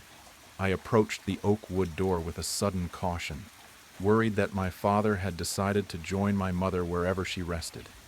I crept towards the door like an unwanted intruder, and to my surprise it creaked open ever so slightly. Light slashed my face, and I winced at the sudden flash of white lightning. I peeked inside and stood frozen at the impossible sight before me. My father sat on his bed, clutching his silk sheets like his life depended on it. His head, frosty with age yet full of hair, was titled upward. His eyes had seemed to roll back into his head, his ghostly whites looking out into nothing. My father was engulfed, embraced by a massive pair of feathered wings. The feathers shined bright in the dark, like diamonds shooting out the most blinding light imaginable. The angelic wings were attached to a massive yet slender figure kneeling down behind him. It had to be 9 feet tall as is. I couldn't imagine how large it was standing up. It had flowing golden hair, each strand as bright as a 24-carat star. It dangled its arms over my father's shoulders, like it was straddling an old friend. The arms had these circular growths on them, oval-shaped yet glassy. It was only when I saw the being's face did I realize what those growths were. The being had soft eyes, 8 pairs of them on the face. I could make out no nose or mouth. The being simply had eyes all over. They were white with golden iris placed perfectly in the center, like it had been sculpted by a master craftsman.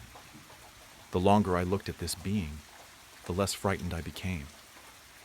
My fear slowly melted away and was replaced by a soothing voice in my head. It simply told me, "Be not afraid." It was an androgynous voice, yet I swore I could hear the silky tones of my mother's voice in it. I clasped my mouth as tears started to form, yet I knew not why. The eyes on the celestial's arms began to awake, and I felt their curious views on me. The being tilted its head towards me, studying me. That uneasy feeling began to return, like I had seen something I shouldn't have.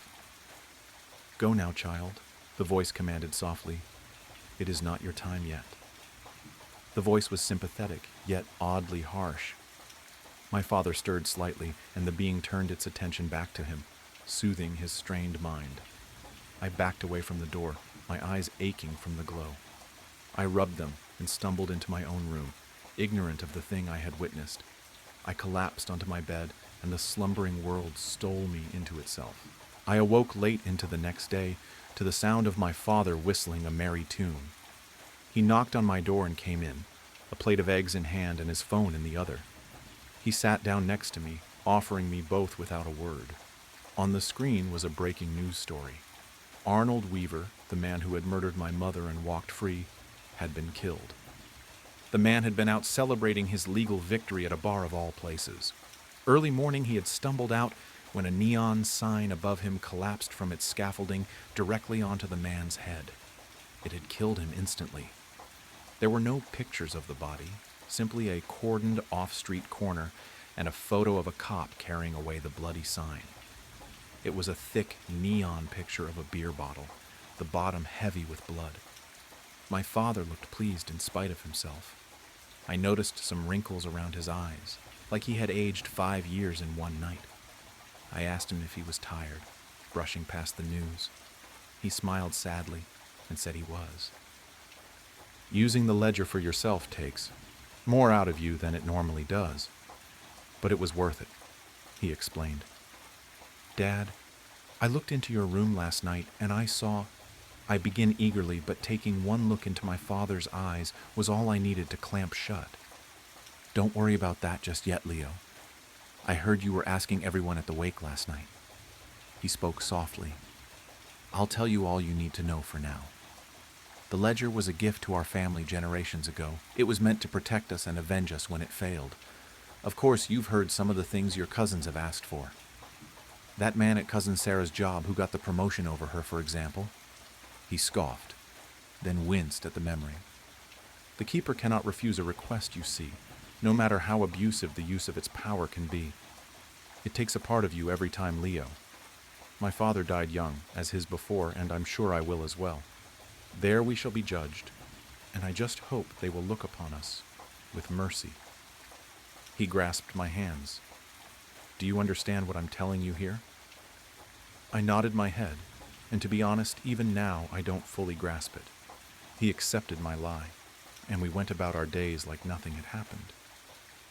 This was 6 years ago now, and today is the day I buried my father. It was an aneurysm, or so I'm told. It came for him while he was sleeping. Probably didn't even feel it. We should all be so lucky, my Uncle Tony had said as he gorged himself on wine and pasta. A man pulled me aside during the funeral and explained my father had left me a locked box and a small sum of money as part of his will. He had the box in hand, and I didn't even have to open it. I tucked it away in my coat jacket and thanked the man, who disappeared into the crowd. I felt ill after that and started to leave. An arm caught me as I was out the door. I turned to see my Aunt Rita, her chalky face hidden by a vial of sorrow. She followed me to my car, saying how sorry she was Vincent had passed and how it was the cherry on top of her week. There was new neighbor at her condo, you see. She was young and taken to partying late into the night. Sometimes it would be 10, even 11 p.m. before the music finally died down. She said she wished Sarah Larson had never moved next door to her. She gave me a cold look as she said that, and a peck on the cheek as she said her goodbyes. I just stood next to my car, a sinking fear in my chest I hadn't felt in 6 years. So now I sit in my room, ledger in hand. I stare at the thousands of names etched into this tome. The paper has become cracked and wrinkly. It reeks of mothballs and dust. I have just finished adding the newest name, and now I wait, I suppose. I await the coming of the being, this guardian that has watched our family squander its power over petty grievances. My father was right in the end. I can only hope we aren't judged too harshly. The Valley. Hi, 3 Reddit followers. I am sorry for being gone for so long. You know how life can be. Devastating. I am writing this and posting it because I need answers, and I think it's a way for me to cope. Or at least, that's what my therapist said. Bear with me, I am not much of a storyteller. So, about a month ago, me, my best friend and boyfriend went about an hour southwest of where we live to visit our friend. For the sake of privacy, I will call them Colby, Vincent, and Ashley. Ashley and I grew up together. She is kind, easygoing, and a crazy-ass sense of humor. Colby is my boyfriend of almost 2 years. He is patient, protective, and honestly the best person I know. And Vincent is spunky. He walks around wearing cowboy boots. He is loyal, personable, and adventurous. Vincent and Colby are best friends. So we've all become really close. We play Xbox together, camp, get drunk, etc. Part of the way we bonded so fast and got so close was because we all share a love of the paranormal. Shocking, I know. One weekend, like many others, Colby, Ashley, and I pack up in Colby's car to make the drive down to see Vincent and do our usual activities, getting drunk and ghost hunting. The town Vincent lives in is weird. I don't know how to explain it. It's just weird. Stuck in a different time. Almost everyone there is old, or been there since they were born and will never leave. It was an old mining town, and the people there share stories of their hard times working the mines and how business boomed and crashed within years of each other. But what almost everyone shares stories of is the Valley. A canyon just off the 2-lane road referred to by locals as the freeway is what the people in town call the Valley, a dead-end canyon stretching no more than 15 miles. This is where all the mines were and still are. Now the town is dry and cold, the kind of cold that cuts through your skin and into your bone. The wind never stops. Summer, winter, spring, or fall, it's always windy. Especially in the valley, the wind whips off the rock walls and roars through the dead trees. Some nights in town, the wind coming out of the valley sounds like screams. The drive to see Vincent was as boring and ugly as usual. I sleep most the ride while Colby and Ashley bullshit about politics, religion, etc. I drift off to the start of another discussion I don't care enough to be a part of. Just as quickly as I'm asleep, I wake up to the sound of the wind hitting our car so hard I fear we might fly off the road. That's how I know we've made it. We meet Vincent at his house and make up a plan for the night, the spot we want to get dinner at, and where we want to ghost hunt. It's a weekend, but in town it's dead. The hum of the neon sign outside the restaurant we come to every time we're in town is the only thing breaking the silence except the damn wind. As we sit down and order our usual dinner, Vincent tells us that he has somewhere he wants to show us. It's just up the valley. It's called the Devil's Playhouse. Just as those words escape his lips, the waitress on her way over with our pitcher drops and shatters the whole thing. She sheepishly apologizes, sweeps it up, but stops halfway. "Did I hear you say the Devil's Playhouse? Sorry, it's just I am new into town and have heard the rumors of that place, did you know?" Vincent shoots her a look that's quick to shut her up, and she leaves. I asked him what the stories were about this place. He leans in close to us and whispers, "Well, as you guys know, the valley, well, actually, the whole town was built for the mines. So when the miners settled here, some weird people came with them." He glances around to make sure nobody is listening and lowers his voice even more. "Well, the people would take, like, horses, cows, even the miners' fucking pets, and take them up to their spot and slit their throats and fucked up shit like that. They said they did it for the devil." He clears his throat and leaned back. "But that's just an old rumor, who knows what happened, but either way, the place is freaky." Ashley looks around at us in a deep voice and says, "That's what I'm going to do to you guys if you don't Venmo me for dinner." I laugh and roll my eyes. We finish dinner, pack up in the car. "Fuck," Colby says, feeling around in his pockets. "I lost my zins. Can we stop at a gas station, please?" Vincent pulls off into a gas station that consists of one pump and a small shop. We go inside and I'm browsing around when I see Ashley bump into a tall, lanky, awkward-looking man, knocking the items in his hand to the floor. "Oh, I'm so sorry," she says. The man turns around with a big smile on his face and says, "No worries, ma'am," and picks up his car keys and a pack of cigarettes up off the floor. I watch as he walks out to the parking lot, gets in his nice brand new truck and drives away. Ashley has moved on to the next aisle when I realize I'm staring. Vincent walks up next to me. "You ready?" I asked him who that man was, and he says, "Lance Cornell. Dude's nice as hell. He lives at the mouth of the valley. Funny enough, he owns the beer. You know the place we had dinner at tonight?" I smile, and we all walk out the gas station and load back up into the car. In the car, Colby's puts a hand on my thigh and rubs his finger against my jeans. Ashley whips her head around from the front and says, "You know what I think I've heard of this place? Yeah, like some kids went missing hiking up here and were never seen from again." She narrows her eyes and looks right at me with a mincing glance. "Hey, stop that! She's lying to you. Nobody's gone missing." Vincent gives me a smile in the rearview mirror. The sun is just starting to go down when we get there. We're swapping scary stories the drive up, but as soon as we cross the threshold, the stories stop and a sense of dread fills the space the stories held. Vincent drives up to a gate with a giant no trespassing sign on it. "Well, this is it now. We just hike up a bit. Watch for cars too. This is like super illegal." Me and Ashley share a glance and she smiles with her reassuring kind smile and we start walking. Halfway up, Colby takes my hand and winks at me. He says, "How you feeling? Scared? Don't be. I won't let anything happen to you. Plus, all this stuff is total bullshit, babe." He smiles and jogs up a little to catch up with the others. I stay behind. I am winded, cold, and uneasy. I hear a snap of a twig behind me and whip around. Holy fuck, what was that? My friends turn around and watch as a bunny crosses the trail behind me. "False alarm, sorry guys." Vincent rolls his eyes and laughs. After a short 20-minute walk, the sun has completely set in the valley, and we turn on our flashlights to see the beast of a building standing in front of us. An abandoned mining building. Must have been storage or something, because the ones we drove past on the way in don't even hold a candle to this. The wind going through the windows makes it look like the building itself is shriving in the cold air of the wind. "Wow," Ashley says with a grin. "Well, come on in, mi casa es su casa," says Vincent as he stands in the doorway. All the windows and doors are gone. There is a hole in the floor that looks like it leads somewhere, but however people were getting down there has been gone for quite some time. "Dude, imagine there is just someone living down there," Ashley says and nudges me with a smile. What the fuck? What an odd thing to say. Ashley and Colby are taking pictures on her digital camera she carries with her everywhere. The odd thing is the place has no graffiti. It's actually clean. No glass or anything, I say out loud. "Yeah.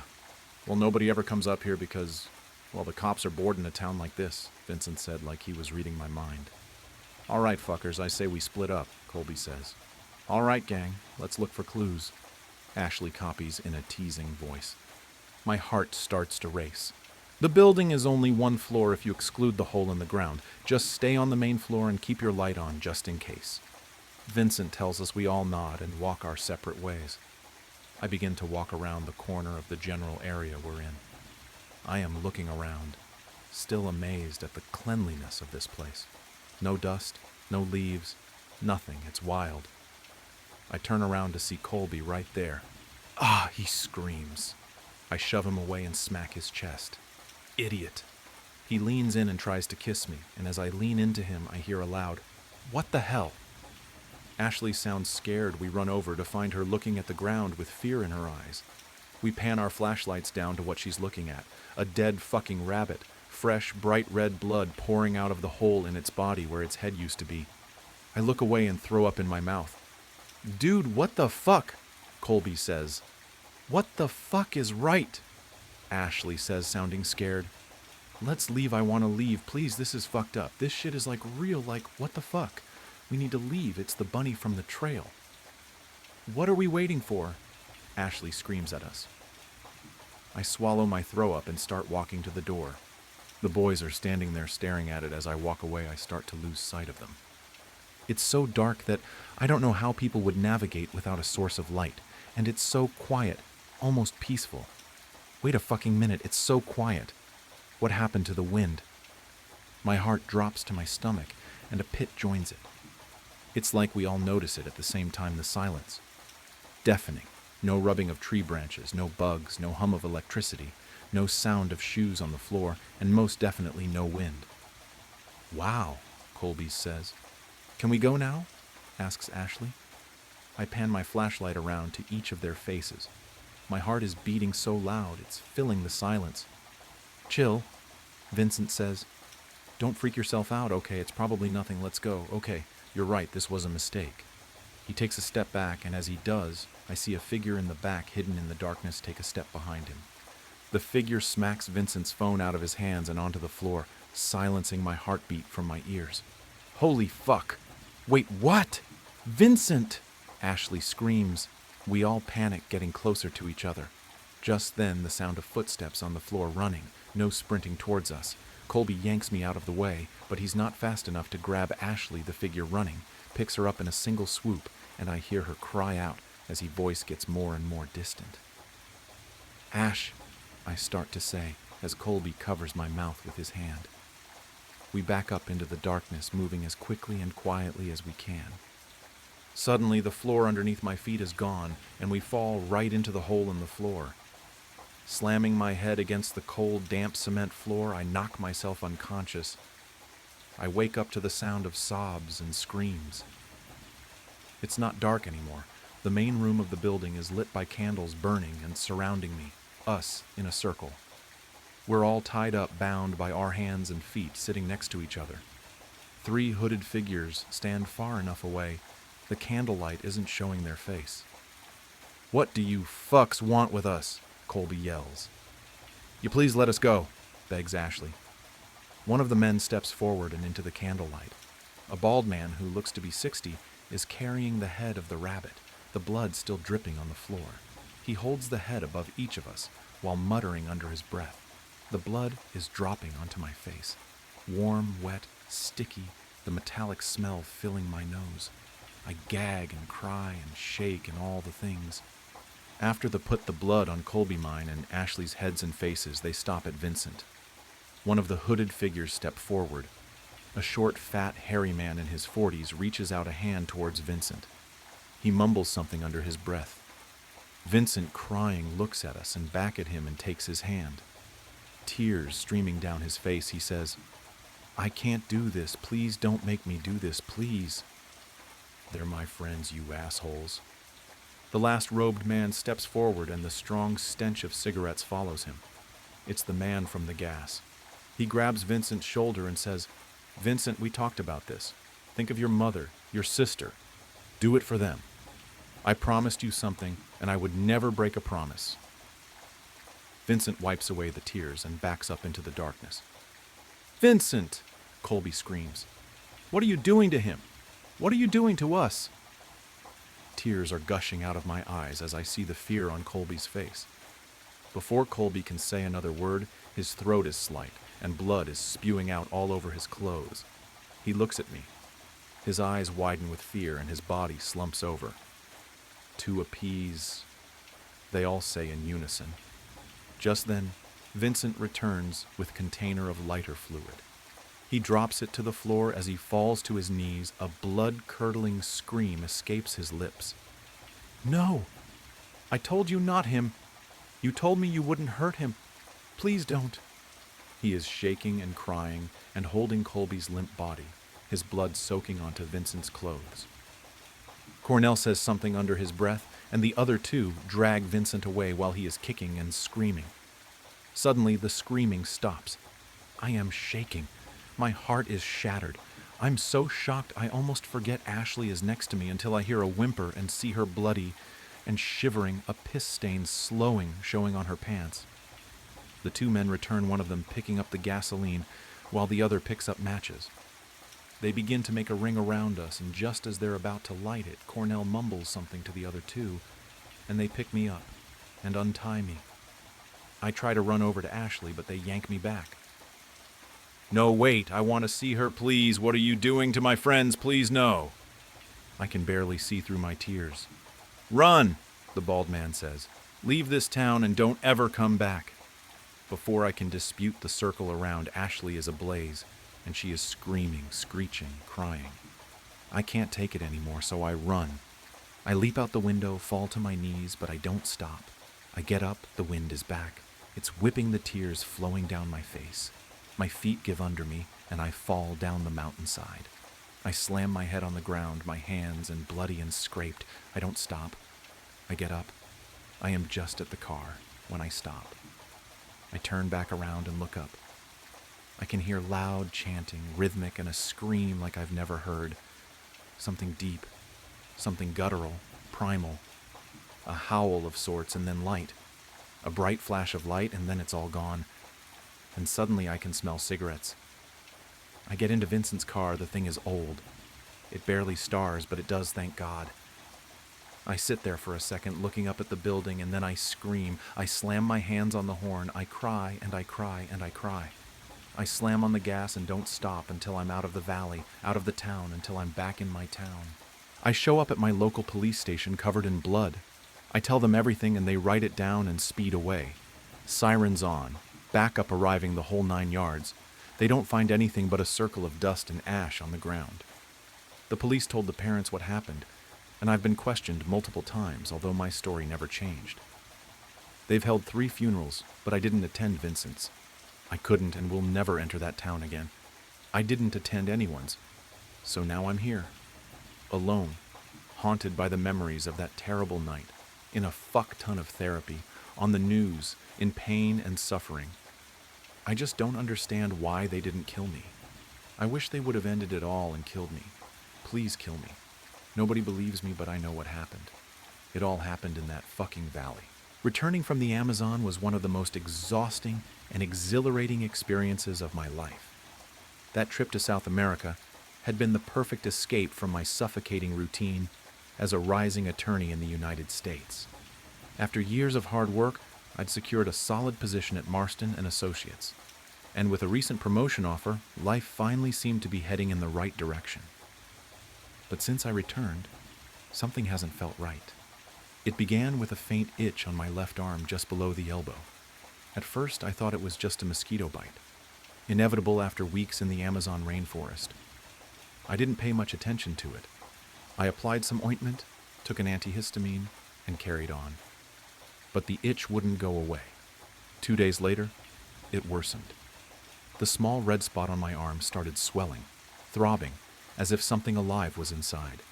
Every touch felt like fire burning beneath my skin. At the office, the situation became unbearable. I shifted constantly in my chair, unable to focus on anything but the desperate need to scratch. I clawed at my arm under the desk, trying to hide it, but it was no use. The fabric of my blouse rubbed against the irritated skin, amplifying the agony. "Elizabeth, are you okay?" Clara, a coworker, asked. "Just an allergy, nothing serious," I lied, forcing a smile. She raised an eyebrow, clearly skeptical, but didn't press further. I knew I was drawing attention. My boss, Mr. Marston, frequently walked past my desk, watching me out of the corner of his eye. I couldn't let this jeopardize my promotion, but the pain was becoming unbearable. When the workday finally ended, I rushed home. I closed the door to my apartment, dropped my bag, and went straight to the bathroom. I looked in the mirror and rolled up my sleeve. My heart froze. Where there had been a small red mark, there was now a dark swelling with a black, hardened center, like tree bark. The skin around it was cracked, oozing a yellowish liquid with a nauseating smell. It was as if my skin was rotting before my eyes. I grabbed the strongest ointment I had, but as soon as I touched the wound, the pain exploded. I screamed, tears streaming down my face. The next morning, I went straight to the hospital. I wasn't the kind of person to wait until the last minute to seek help. My mother used to say, "Elizabeth, you're so paranoid you'll die of old age because nothing will ever catch you off guard." At the hospital, the doctor examined the wound with a mix of curiosity and discomfort. He called in another doctor, who then called in two more. They all stared at my arm like it was a nightmare brought to life. "It's a tropical disease," the doctor said after several long minutes. "We'll run some tests." They sent me home with antibiotics and painkillers, but I knew that wasn't enough. Something was growing inside me. That night, I woke up to excruciating pain. It felt like something was moving under my skin, crawling and digging. I ran to the bathroom mirror and tore off the bandages. The wound was now a deep hole, filled with a gelatinous yellow substance. In the center, something moved. My hands trembled as I grabbed tweezers and inserted them into the hole. When I pulled, something came out. It was a worm. Small, white, but alive. It writhed between the tweezers, and I threw it into the sink, nearly vomiting. But when I looked back at the wound, I saw there were more. So many more. The days that followed were hell. I woke up drenched in sweat, my head pounding as if it would explode. The pain in my arm was no longer something I could ignore. It consumed my entire body. The wound grew at an alarming rate. Initially, it was just a foul, black, gaping hole. Now it spread like a cancer, devouring the surrounding flesh, which peeled away in chunks. My clothes clung to my arm, soaked with the viscous liquid that oozed constantly. I spent hours in front of the bathroom mirror, inspecting the pit my arm had become. It was as if something inside was alive. Small ripples in the decaying flesh, like waves on a contaminated lake, revealed their presence. By the third day, after pulling out the third worm with tweezers, I realized I was trapped in an endless cycle. I removed them, but more appeared, always more. I couldn't sleep. Whenever I closed my eyes, I felt the creatures moving inside me, digging deeper into my flesh. I became obsessed. I spent sleepless nights on the bathroom floor, extracting worms with tweezers, needles, anything that could reach them. My body was exhausted, but my mind wouldn't stop. For every one I removed, two seemed to take its place, and the sound. At first I thought it was in my head, but it wasn't. It was a low, wet rustling coming from my arm, the sound of something scraping against flesh, chewing, burrowing. By the fifth day, the nightmare reached a new level. My left hand went numb. I tried to move my fingers, but they wouldn't respond. When I looked at my arm, the swelling had spread. The skin around it was translucent, almost see-through, revealing long white shapes writhing beneath, rivers of larvae flowing through my body. I vomited on the bathroom floor, the stench of bile mixed with the rotting smell of my arm, making the air unbreathable. I knew they were growing, and I knew they wouldn't stop. It felt like a legion of burning needles was piercing my skin, deeper and deeper each time. The wound was growing alarmingly. At first it was just a black, fetid hole in the center of the swelling. Now it spread like cancer, advancing through the surrounding flesh, which was rotting and falling apart in pieces. My clothes started to stick to my arm, soaked with the viscous liquid that kept dripping constantly. The smell was nauseating, a mix of rotten meat and something chemical, acidic, that seemed to burn my nostrils. I spent hours in front of the bathroom mirror, inspecting that hole that had become my arm. It was as if something inside it was moving. Small ripples in the rotting flesh, like waves on an infected lake, showed that they were there. On the third day, after pulling out the third worm with tweezers, I realized I was caught in an endless cycle. I would remove them, but more would appear, always more. I cried out of frustration and disgust. "Get out of me! Get out!" I screamed, my voice hoarse and desperate, but the worms didn't obey. Each night was worse than the last. I couldn't sleep. Every time I closed my eyes, I could feel the creatures moving inside me. The mere thought that they were digging through my flesh kept me awake. I became obsessed. I spent the night sitting on the bathroom floor, pulling out worms with tweezers, a needle, anything I could reach. My body was exhausted, but my mind never stopped. Every time I pulled one out, it seemed like two more appeared. I began to hear sounds. At first, I thought it was just in my head, but it wasn't. It was a low rustling noise, like something wet brushing against flesh, gnawing, burrowing. I knew they were growing. On the 5th day, hell reached a new level. My left hand began to tingle.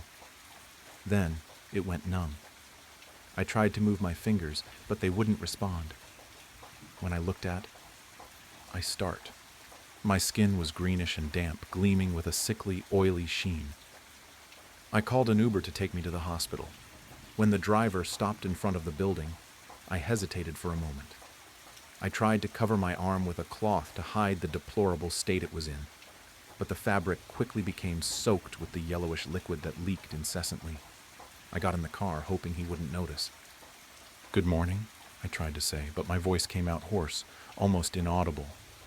The driver, a middle-aged man with a friendly expression, smiled through the rearview mirror, but his expression changed as soon as the smell reached him. "Are you okay?" he asked, wrinkling his nose and cracking the window a bit. "It's just an infection. I'm going to the hospital." He nodded but kept the windows open throughout the entire ride. I saw him rub his nose several times, and his glance in the rearview mirror was filled with distrust. The smell was getting worse. It was the smell of death. When I finally arrived at the hospital, I staggered through the front door. The people in the waiting room instinctively moved away, some covering their mouths, others wrinkling their faces in disgust. I was taken directly to the emergency room. The doctor who attended to me was the same as before, but his serious expression indicated that he knew the situation had gotten out of control. He could barely hide his own reaction to the smell. "Elizabeth, what happened?" he asked, while putting on gloves and a mask. I don't know. It's getting worse. It's growing." He looked at my arm, now practically unrecognizable. The wound had turned into a grotesque opening filled with necrotic flesh and viscous secretions. The center pulsed as if it had a life of its own, and the edges were covered in small worms crawling in and out, as if they were digging tunnels. It was as if they were digging tunnels. "We need to act immediately. This is no longer just an ordinary infection," he said, calling for other doctors. I was rushed into the operating room. The nurses' faces were a mix of professionalism and horror, as if they were trying not to think about what they were seeing. The room was cold, and the bright lights reflected off the metal surgical instruments. "We'll need to amputate the arm, Elizabeth," the doctor said, holding my healthy hand to try to comfort me. "There's no other option. It's spreading too quickly." I simply nodded. I no longer had the strength to protest. All I wanted was for it to stop. They sedated me partially, but I remained conscious enough to feel the first incision. When the scalpel cut into the flesh around the wound, a collective scream echoed through the room. Larvae were raining down. From the cut, a torrent of white worms exploded like a geyser. They were larger than the ones I had seen before, thicker, almost translucent, with quick and frantic movements. The nurses recoiled, some screaming, others dropping instruments on the floor. "My God," murmured the doctor while trying to stay calm. The worms fell to the floor and began to spread throughout the room, crawling in all directions. The stench emanating from them was even stronger, a wet, rotting smell that seemed to fill every corner of the space. The doctor continued cutting, desperate to sever my arm from the rest of my body. But the worms didn't stop. They appeared from every side, burrowing into my flesh as if they were living roots, connected to my own body. The pain was unbearable, even with the sedatives. I could feel every movement, every bite, every slide of their viscous forms. "We need to finish this now," the doctor shouted, wielding a surgical saw to cut through the bone. But as he began to saw, more worms came out, this time faster, as if trying to escape. One climbed up his glove, crawling to his wrist. "Get this off me," he shouted, as another nurse tried to help him. The operating room was in chaos. The floor was covered in blood, pus, and worms. Surgical instruments were scattered around, and the nurses didn't know where to run. I could feel that this wasn't going to end there. The arm wasn't the only place they were. They had already spread throughout my entire body. "Doctor," I whispered, my voice almost inaudible. "It's no use. They're everywhere." He looked at me, his face pale and filled with horror. For a moment, I thought he was going to pass out. "Elizabeth, I'm so sorry." And then my vision darkened. I looked at my hands, but they were no longer mine. My skin was full of holes, and worms were coming in and out as if I were just a vessel. Growing up, I attended what I thought was a charismatic church that, in hindsight, I realize was an apocalyptic cult. They had a lot of strange rituals and customs, but none more important than speaking in tongues. The church believed that if one prayed and begged hard enough, and if they were worthy, they would be able to speak in the language of heaven, and by doing so, it would be a sign of a divine presence residing inside of you, and that once you had this gift, you would be raptured and spared from the coming apocalypse on earth and the eternal torment of the afterlife.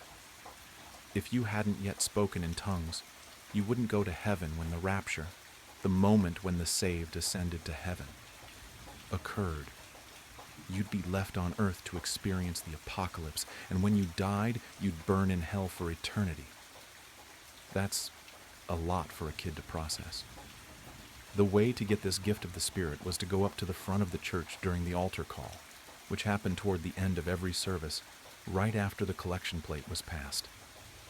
The congregation, traumatized by the pastor's frequent and vivid descriptions of the eternal torment awaiting the unsaved, would gather around the altar, praying for the gift of tongues for themselves or members of the church who hadn't yet received it.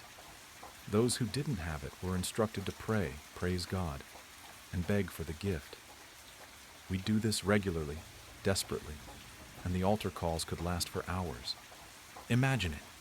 Children and adults all crowded around the red-carpeted steps of the altar, screaming, spraying saliva, sobbing, praying, sweating, and placing their hands on each other, all pleading for this gift, genuinely expecting the rapture to happen at any moment.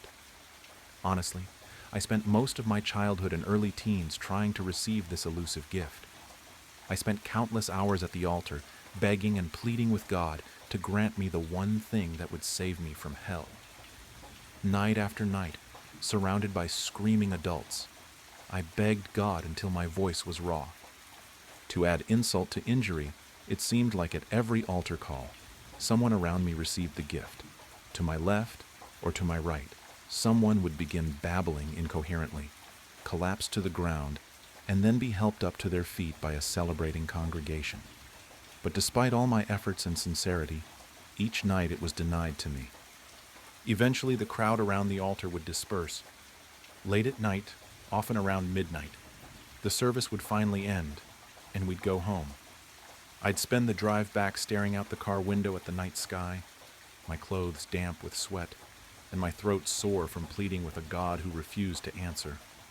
Growing up, the fear of hell, the apocalypse, and eternal damnation was a real force in my life. I can remember times when my mom came home late from work, and I was convinced she'd been raptured, leaving me behind. I'd hide in my closet, clutching some sort of improvised weapon, a broom, a steak knife, etc., certain that the damned would soon kick in the front door. For what purpose? maybe to eat me or sacrifice me to Satan. I wasn't sure what the damned did, but I knew it couldn't be good. All this made for an interesting, high anxiety, and, at times, sleep-deprived childhood. When I was around 16, the pastor started preaching that the rapture was particularly imminent. We began having service every night about the coming apocalypse, and the importance of speaking in tongues for the unsaved. The pastor warned that hell would be infinitely worse for people like me who knew the truth but hadn't accepted the gift. This was especially frustrating for me. I was trying so hard. After the collection plate was passed, we had the inevitable altar call, and at each of them I tried harder and harder to speak in tongues. But it still wasn't happening. I started to think maybe I was immune or something.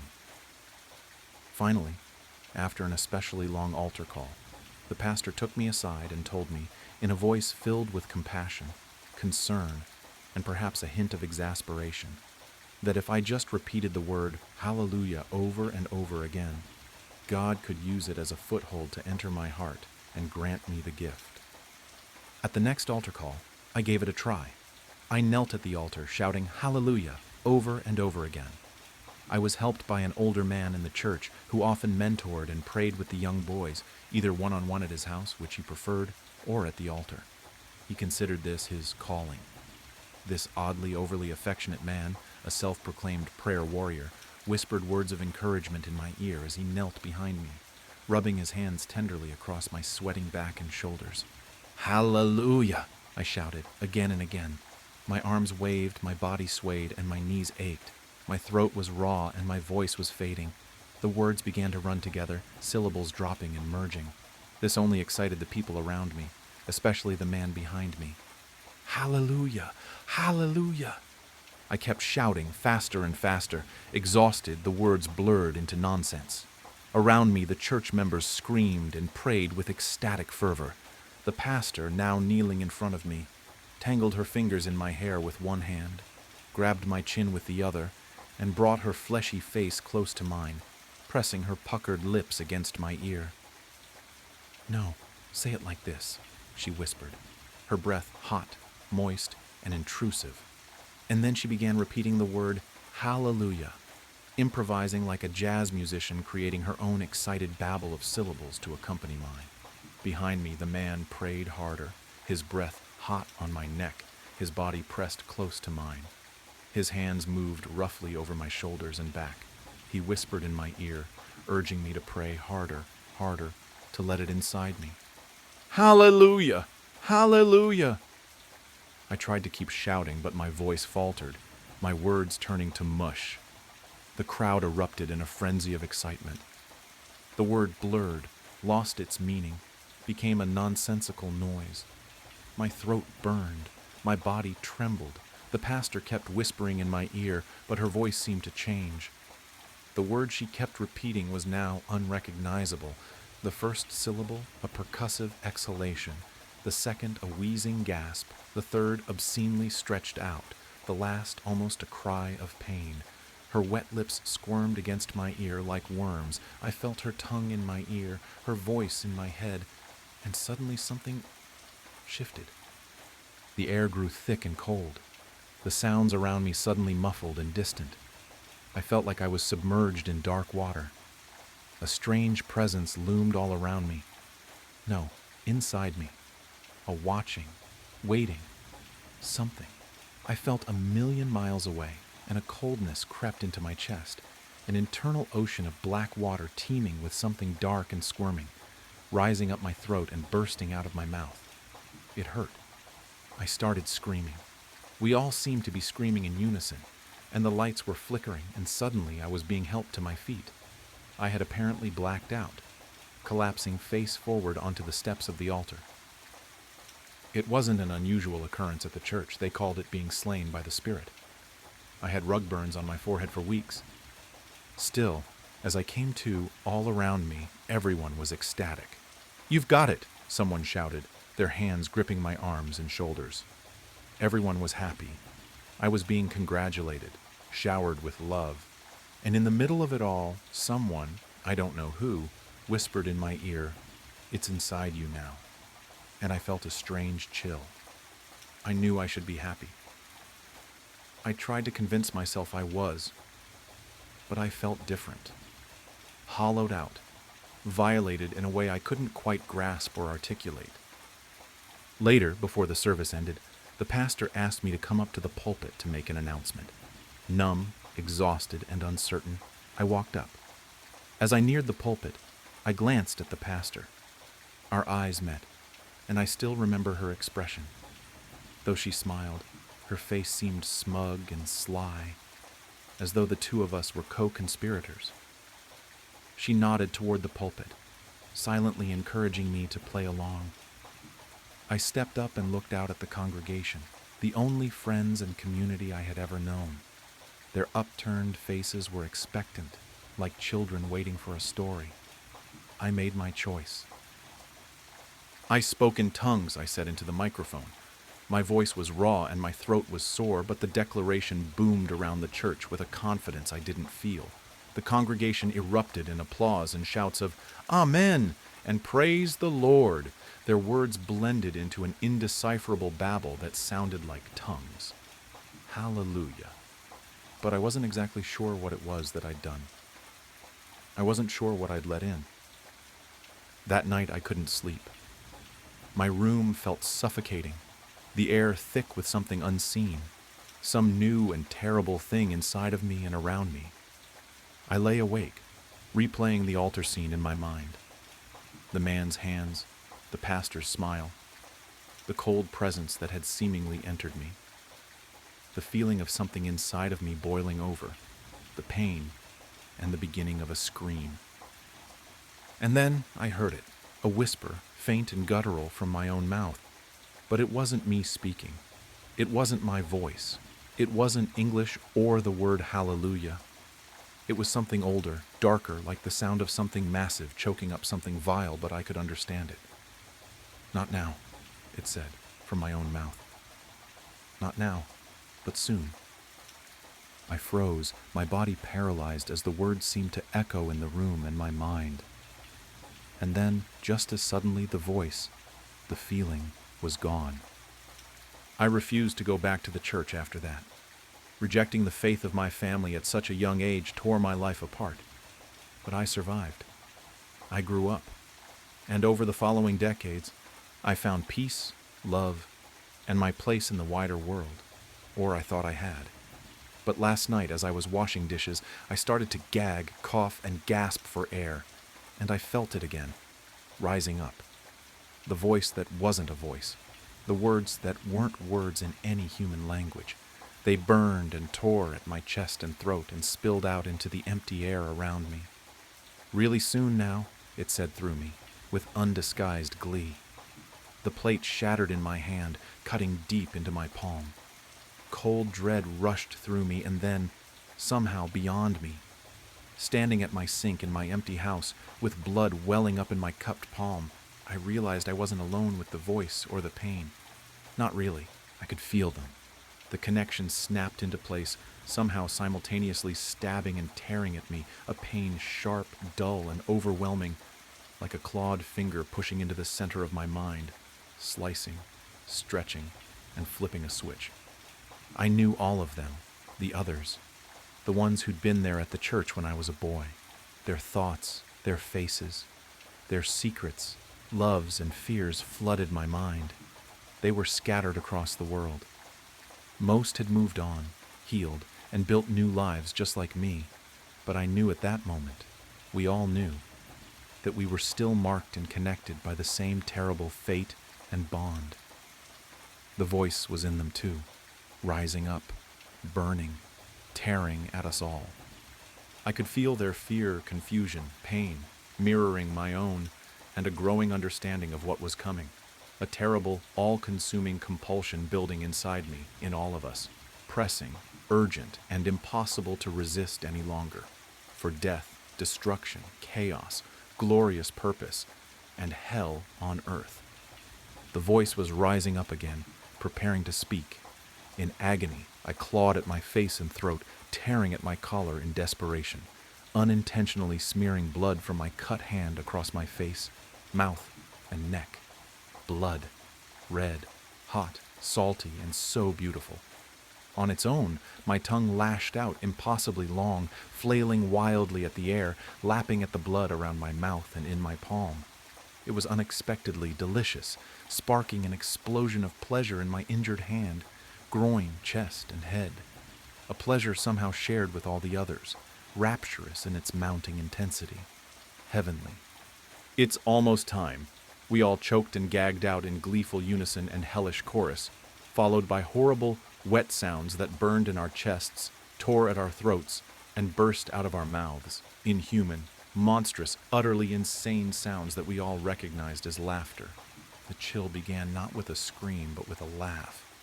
A goofy, carefree sound from the depths of my own head. I sat up in bed with a jolt, wrapped in my blankets, the digital clock blinding me with 3:17 a.m. My skin was slick with sweat. Just a nightmare, I reassured myself, coaxing my racing heart to calm.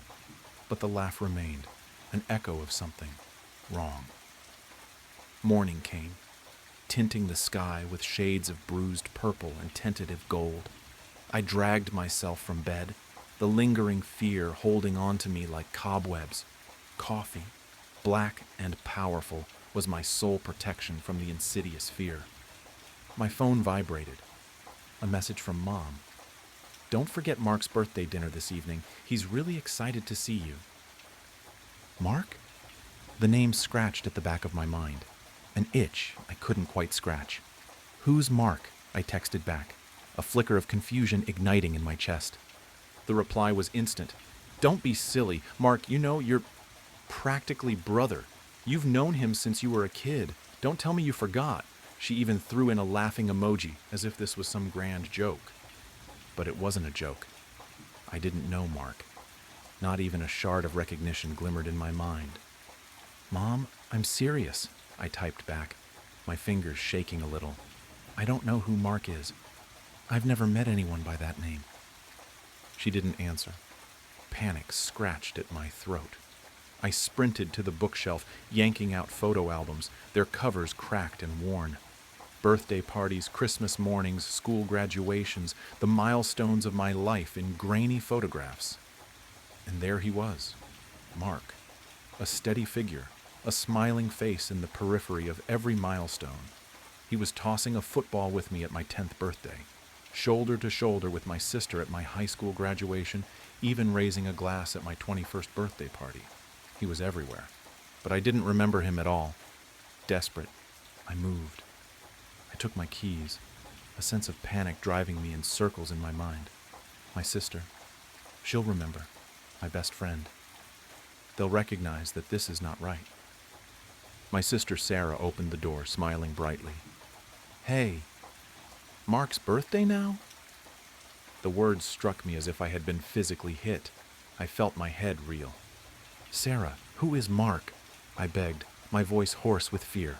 "I've never met him. This doesn't make any sense at all." She looked at me, her smile wavering. "What are you talking about? Mark. He's been here forever. Don't you recall all the summers we spent at his family's lake house? The time he rescued you from the pool when you were going to drown?" I shook my head, my eyes welling up with tears. "No, none of that ever happened. I don't remember any of it." I stared at my good friend Chloe, hoping and praying she'd explain to me that Sarah was joking, playing some vicious trick on me. Chloe merely gave me a blend of concern and puzzlement, though. "Are you okay? You've seemed really out of it today. Of course you know Mark. He's pretty much part of the family." We stuffed into Chloe's car, Sarah and I in the back, Chloe behind the wheel, the silence heavy with unasked questions. My head spun, attempting to get a handle on what was occurring. Closing my eyes, I struggled to remember my childhood, to find some shred of evidence that Mark was ever in my past. Nothing. Then a flicker, a burst of images, broken and confusing. Me laughing with Mark, keeping secrets beneath a starry night sky, walking hand in hand. Memories that weren't my own. Memories being implanted, jammed into my mind. It was as if I was seeing a warped movie reel, pieces of another life I'd never lived imposed on the life I knew. A tide of sickness spilled over me. I gasped, grabbing at my head, the implanted memories threatening to engulf me. We got to Mom's place. I stumbled out of the vehicle, my legs leaden. I needed evidence. I needed to discover something, anything that would validate that I wasn't losing my mind. I rushed to my former bedroom, dodging Mom's cries, and furiously started up my computer. Emails, texts, Facebook. I needed to dig into every digital aspect of my existence for proof that I was not insane. And there it was.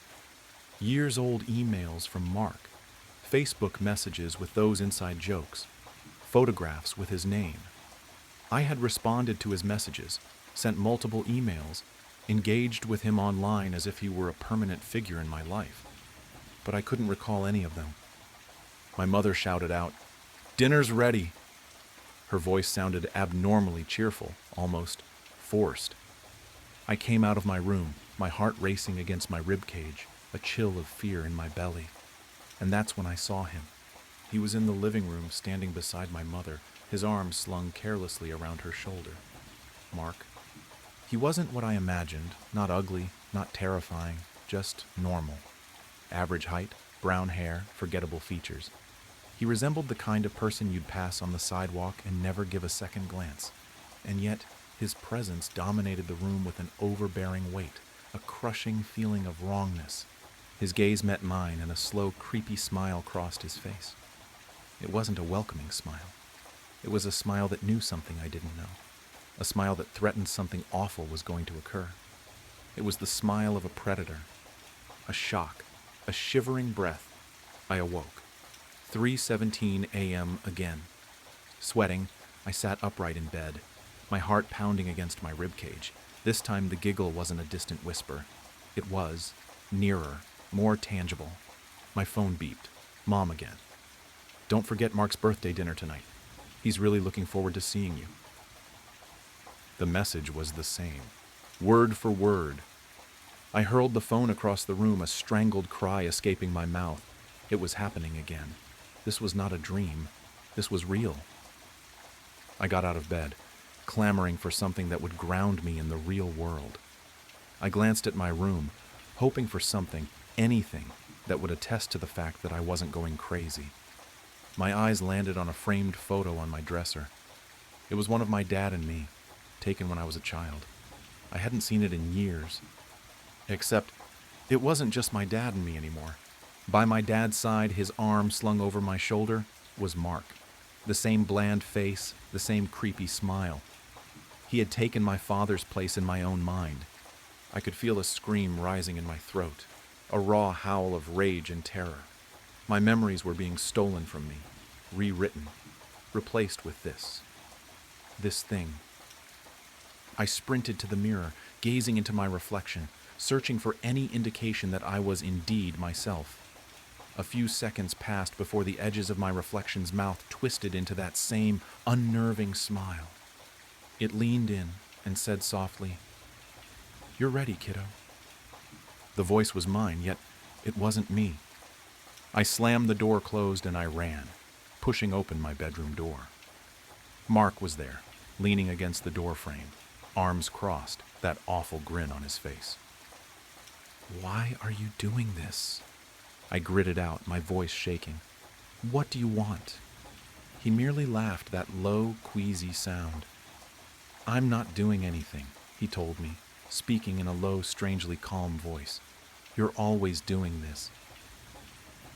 He grasped my arm, his hold much stronger than I expected, and steered me toward my Aunt Mina's. It had been years since I'd last seen her. Why would he want to see her? "I want to go inside with you," he murmured into my ear. I barely heard him. We arrived at Mina's house. There was a frantic hope that leapt within me. Perhaps she knew. Perhaps she remembered the world as it ought to be, the world before Mark. I ran up to the door, knocking frantically until Mina opened it, her eyes opening wide with shock. "What are you doing here?" she asked, fear creeping into her voice. "You shouldn't have come." "Mina, please," I pleaded, grasping her hands. "You have to assist me. I don't know what is occurring. My memories, They're being altered. There is this man, Mark. He is taking the place of everyone I know. Mina stepped back, her face twisted in terror. They're going to make you right, she breathed, her eyes flicking towards Mark, who stood behind me, his eyes following me with the same knowing grin. They want to make you right before they wipe you out. Wipe me out? I breathed, my blood congealing in my veins. What do you mean? Wipe me out of what? Mina paused, her eyes shining with a desperate, entreating expression. You're not the first, she whispered. There was one before you, and they'll do it again. They'll replace you, the way they replaced her. Another me? Replaced? My head spun, attempting to follow through the urgency of her words. I was a replacement? For another person? I parted my lips to speak to her further, to require answers. But then, it occurred. Mina's eyes turned glassy, her muscles locked up, and her face blanked out. Her pupils expanded, her eyes losing all familiarity. It was as if a switch had been thrown, removing everything that made her. Her. Mina? I whispered, gently shaking her. Mina, can you hear me? She blinked, her eyes now vacant and clear. Oh, hey, she said, her voice now cheerful and light, as if nothing was amiss. What are you doing here? She remembered nothing. She remembered no conversation. She remembered no fear in her eyes. She remembered no warning she had just issued me. She had been erased. Mark moved towards me, putting a hand on my shoulder. See, he whispered, his voice soothing and gentle. I told you, you're always doing this. Do what? I breathed, my voice breaking. What am I doing? He grinned, a slow, predatory smile that made me shiver. You always forget. Celine. Around here, partner, said the grizzled and sunburnt face. Daryl Choi, I said, but it couldn't be. Now that's a name I haven't heard in a long time. The man tipped that face up at me, and I saw his familiar dark eyes clearly under his dusty cowboy hat. You're dead, I blurted. The cowboy stood and drained his sarsaparilla. This outsider bothering you, Smokes? The bartender said, polishing a glass behind the gas station counter, which had been apparently repurposed as a saloon bar. There were still vape cartridges and 5-hour energy drinks on the shelf behind him, gathering dust next to bottles of unlabeled brown liquor and oil lamps. I'm not an outsider, I argued. This is my hometown. I took your niece London to prom, Mr. Jaraki. The bartender narrowed his eyes at me. Name's Ben Wiley Sr. to you, he said, frowning under his huge white handlebar mustache. Now, your money's as good as anyone else's, kid, but after you quench your thirst, you better take that steel horse you rode in on and ride along yonder if you know what's good for ye. Yonder? I said. What the hell is going on? This is Massachusetts. Is this a bit? The 5 other cowboys in the gas station, who were all sitting around makeshift tables that had been hammered together from pieces of the holiday station shelving, stopped their card game and glared at me. One of them reached for his sidearm. Daryl clapped his hand around my shoulder. Settle down, boys, he said. This here fella's kin, he just don't know it yet. Sit down, partner, and I'll tell my tale. I just came in to pay for gas. The thingy wasn't working outside, I said. I'm actually late to my mom's memorial service right now. Oh, don't worry about that, son. It's my mom's. Sit down. I sat down. The plastic chair squeaked. Mr. Jaraki brought me a stein of sarsaparilla. Folks round here, you see. We ain't afraid of death no more, Daryl said. He lit his pipe. Red embers lit his dark eyes. I met death. He's a 10-cent man. Daryl stared through the holiday station windows past the gas pump and toward the horizon of Peabridge, Massachusetts. In 2016, Daryl Choi had been crushed to death by a semi on his way home from UMass Amherst. He was the first friend I ever lost. His death had hit me hard. We weren't as close as I was with some of my other friends, but we'd cut class a couple of times to vape by the creek and trade Yu-Gi-Oh cards. I didn't think he could grow facial hair, but he had a lot of it now. You ever heard of Pet Sematary? Daryl asked. Yeah, I saw the movie, I said, and the remake. Well, turns out we got one of those. I stared incredulously. If I hadn't been at Daryl Choi's funeral, I wouldn't have believed him. Okay, I said. Basically, it works just like an old Steve King's account. You die, they put you in there, you come back wrong. First time they tried it with a person, it was Christina Elspeth, the old schoolmarm. Oh no, Mrs. Elspeth died? It don't matter now, Daryl grunted. Listen, they put the schoolmarm in the cemetery, and the next day she was crawling back all full of murderous rage and such, same as the dogs and cats and fish, but worse, spouting all kinds of vileness. So her husband shot her in the head. Mr. Elspeth? Not before she cut him real good across the belly, though. The old fella bled out right quick in his flower garden. So they buried both of them in the cemetery what's-it-again, on account of the headstone already being paid for. Mr. Elspeth was my youth pastor. He always snuck us leftover communion bread, and we'd eat it with marshmallow fluff. I didn't even know he had a gun. So another day passed, and, well, the two of them sprung back out of that dirt mound. Mr. Elspeth had come back wrong, just like his missus before him, all evil and such. But Mrs. Elspeth came back even wronger. Turns out there's a step down below evil. I'm talking downright, well, sort of like those red fellers we used to play at killin' as youngsters in that moving picture game. I don't know what the hell you're talking about, Daryl, I said. Can you drop the cowboy accent? Daryl glared at me. Folks call me Smokes these days, he said. Smokes Barlow. Wilbur Lee Barlow if you're a lawman. I'm not going to call you Wilbur Lee Barlow, I said. Nah, you'll call me Smokes like everyone else, he replied smoothly. Resident Evil, I said. Huh? The red zombies from Resident Evil. Is that what you were talking about earlier? Smokes shrugged. Anyhow, the two of them went on a killin' spree round here, and I guess word got out about the cursed boneyard. Everyone and their mother, I mean the ones who survived, hoped maybe their kin would be the exception to the rule. So more and more bodies went in the mound, and each of them came out as evil as the last, except for Mrs. Elspeth, who came back worse for wear. They put her back? Again? Well, see, the headstone had been paid for, so Mrs. Elspeth comes back and she's still spitting hell's worst curses and hankering for a stabbing, but now she's also sort of a mad scientist sort. So she breaks into the hospital and starts grafting people's limbs together. Hang on. What the hell do you mean she's a mad scientist sort? I said. She was a music teacher? Well, see, that's what I'm trying to tell you. She's running around, hair all crazy, in a stolen lab coat, ranting and raving about man playing God and splicing DNA and such, creating humanity's next evolution and such. So eventually, the hospital staff knock her out and toss her back in the hole.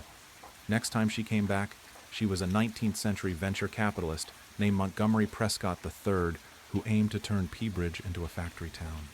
Sorry, when did this all happen?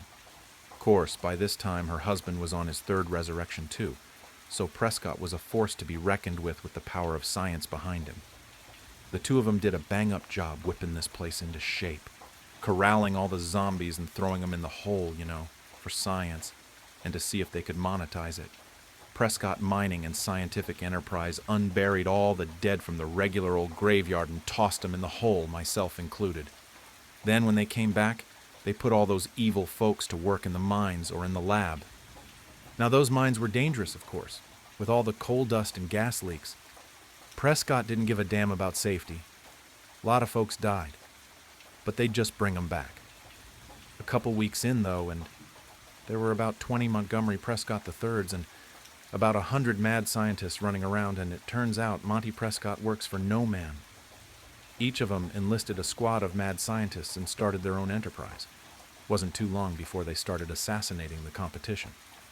At this point, we'd all just gotten used to throwing people in the hole. Turns out after Prescott, you come back as kind of a Dracula. Now, I won't go into all that business. You know Salem's Lot? No? Is that a gang? What about that there Catholic picture show up there on the Netflix, the one on the island, put together by that Irish feller, Michael something, O'Flanagan. Mike Flanagan? Midnight Mass? Smokes smiled. There you go. It was all pretty much like that. I looked around at the gas station. Other than the restructuring that had transformed it from a regular holiday gas station into a cowboy saloon, it looked like this place had been through waves of disasters. There were bullet holes all over the ceiling, a massive rusty brown stain that someone had tried to scrub out with lye on the linoleum, burn marks on the walls with strange curling imprints of what looked like vines and needles. I'm guessing that everyone is vampires didn't last long, I said. It just ain't sustainable, Smokes shook his head. Vampires always think it's a smart idea to make everyone vampires, but see, it just don't work out. What do they eat? Turns out they don't. They starve. Then it's back in the hole. So things carried on like that for a while. At a certain point, we were just chucking people in there to see if there was an end point. You know, how far this thing goes. Turns out it goes evil, mindless zombie, mad scientist, Montgomery Prescott III, master vampire, ghoul, skeleton warrior, skeleton jazz musician, man-eating plant, plant-eating man, or a vegan, I guess you'd call him, and a real son of a bitch. Haunted ventriloquist, haunted dummy, haunted mummy, Christian family vlogger, Edna, evil cowboy, zombie cowboy, plant cowboy, Edna again, then just regular old pure cowboy. What comes after cowboy? I asked. Smokes shook his head. Nothing, he said. It's just cowboy all the way down after that. The cowboys playing poker glanced up at me through clouds of tobacco smoke. I recognized some of these people from around town, or rather, I recognized who they used to be. So, my mom's memorial, she's not really dead, is she? I said, a wave of hope and relief overwhelming me. I thought I'd have to say goodbye to her today, but she'll be back, won't she? Smokes only smiled sadly. You won't find fuel for your steel carriage, partner, said Smokes. I'll give you a ride to the cemetery. I followed Smokes out to the parking lot where several horses were hitched. Where did you guys get all these horses? I asked. Oh, where there's cowpokes, there's horses, he replied. That's a rule of nature. Smokes fed the horse an apple and stroked her mane before bidding me to climb on behind him. I held on to his waist, which was pretty weird for me because we were never close like that, and we galloped off up the highway toward the middle of town. We passed the elementary school, which had been covered in radiation warning signs and barbed wire. Then we passed the old Coney Island restaurant, which had been converted to a one-room schoolhouse. Main Street's restaurants, law firms, and tattoo parlor had been replaced by a dry goods store, an ox stable, a wagoner, an apothecary. The barber was the same, but it looked like he also pulled teeth now. The park that I played in as a kid had been bulldozed to hell, and in its place was a brown dirt yard with scattered mounds and holes all clustered near the center. A new sign hung over the entrance on a wooden board, Lazarus Mound Cemetery. I guess we could have been more creative, Smokes said, but it's too late for couldas, I reckon. A group of cowboys, clad in black, stood over a dirt pile. They held their hats to their chest as the eulogy was read.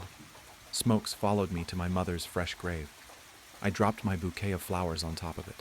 Family only, said one of the cowboys, glaring at me. Uncle Matt, it's me, I said. He twirled his goatee and grimaced, revealing a new gold tooth. It's Billy Cobra Nash these days, he said. Didn't recognize you, son. I suppose you want to say a few words? He gestured to the mound. Well, I would, I said, but I'm pretty sure she'll pop out halfway through. That's no way to talk about your poor dead mother, said Great-Grandma Tess, who I hadn't seen since 2004 when she died from stroke. Except she wasn't Great-Grandma Tess. She was a short old man with a long rabbity mustache and 2 guns on either side. Let the kid grieve, Slim, said Cobra. The sun set on us. The resurrected cowboy versions of my family members became hungry and bored and set up a small campfire where they heated up coffee and beans and spun some yarns. I asked questions about the cowboy economy and how it could sustain itself in this Massachusetts town that didn't have that many cows, and they responded by cussing me out and telling me to get lost. City boy. I said I couldn't be a city boy because I was from here, and they took away my beans. Finally, after about an hour, there was rustling from the mound. "Here she comes," said Cobra. The dirt shuffled and ran down the side of the mound, a miniature landslide. Finally, a gloved hand emerged. Then an arm, a dirty, dusty head crowned in a cowboy hat, burst from the pile, coughing. "Well, butter my biscuits, if it ain't the cheat, just in time for dinner," said Slim, hands on his hips. My mom, who was now a dirt-covered cowboy named the Cheat, clicked his boots together to dislodge some stones from his spurs. "Howdy. Miss me, fellas," the Cheat rasped, spitting pebbles into the fire. "Mom?" I said. The Cheat looked me over. "They call me Vernon the Cheat Maddox now," my mom said. "Why Maddox?" I asked. "Mom, what was wrong with Nguyen?" "Ain't a cowboy name," said Mom. "A cowboy can't be Vietnamese?" "Listen, kid," said the Cheat, clapping me on the arm. "I've had a long day, and to be frank, I can't abide a city slicker like you before I get my brew. Gotta fill up on beans and coffee, or I'll be skinner than a jazz skeleton in 2 shakes of a lamb's tail." I watched my mom walk away toward the fire, greeting the other cowboys like old friends. "It's like she didn't even recognize me," I said, broken. Smokes patted me on the shoulder.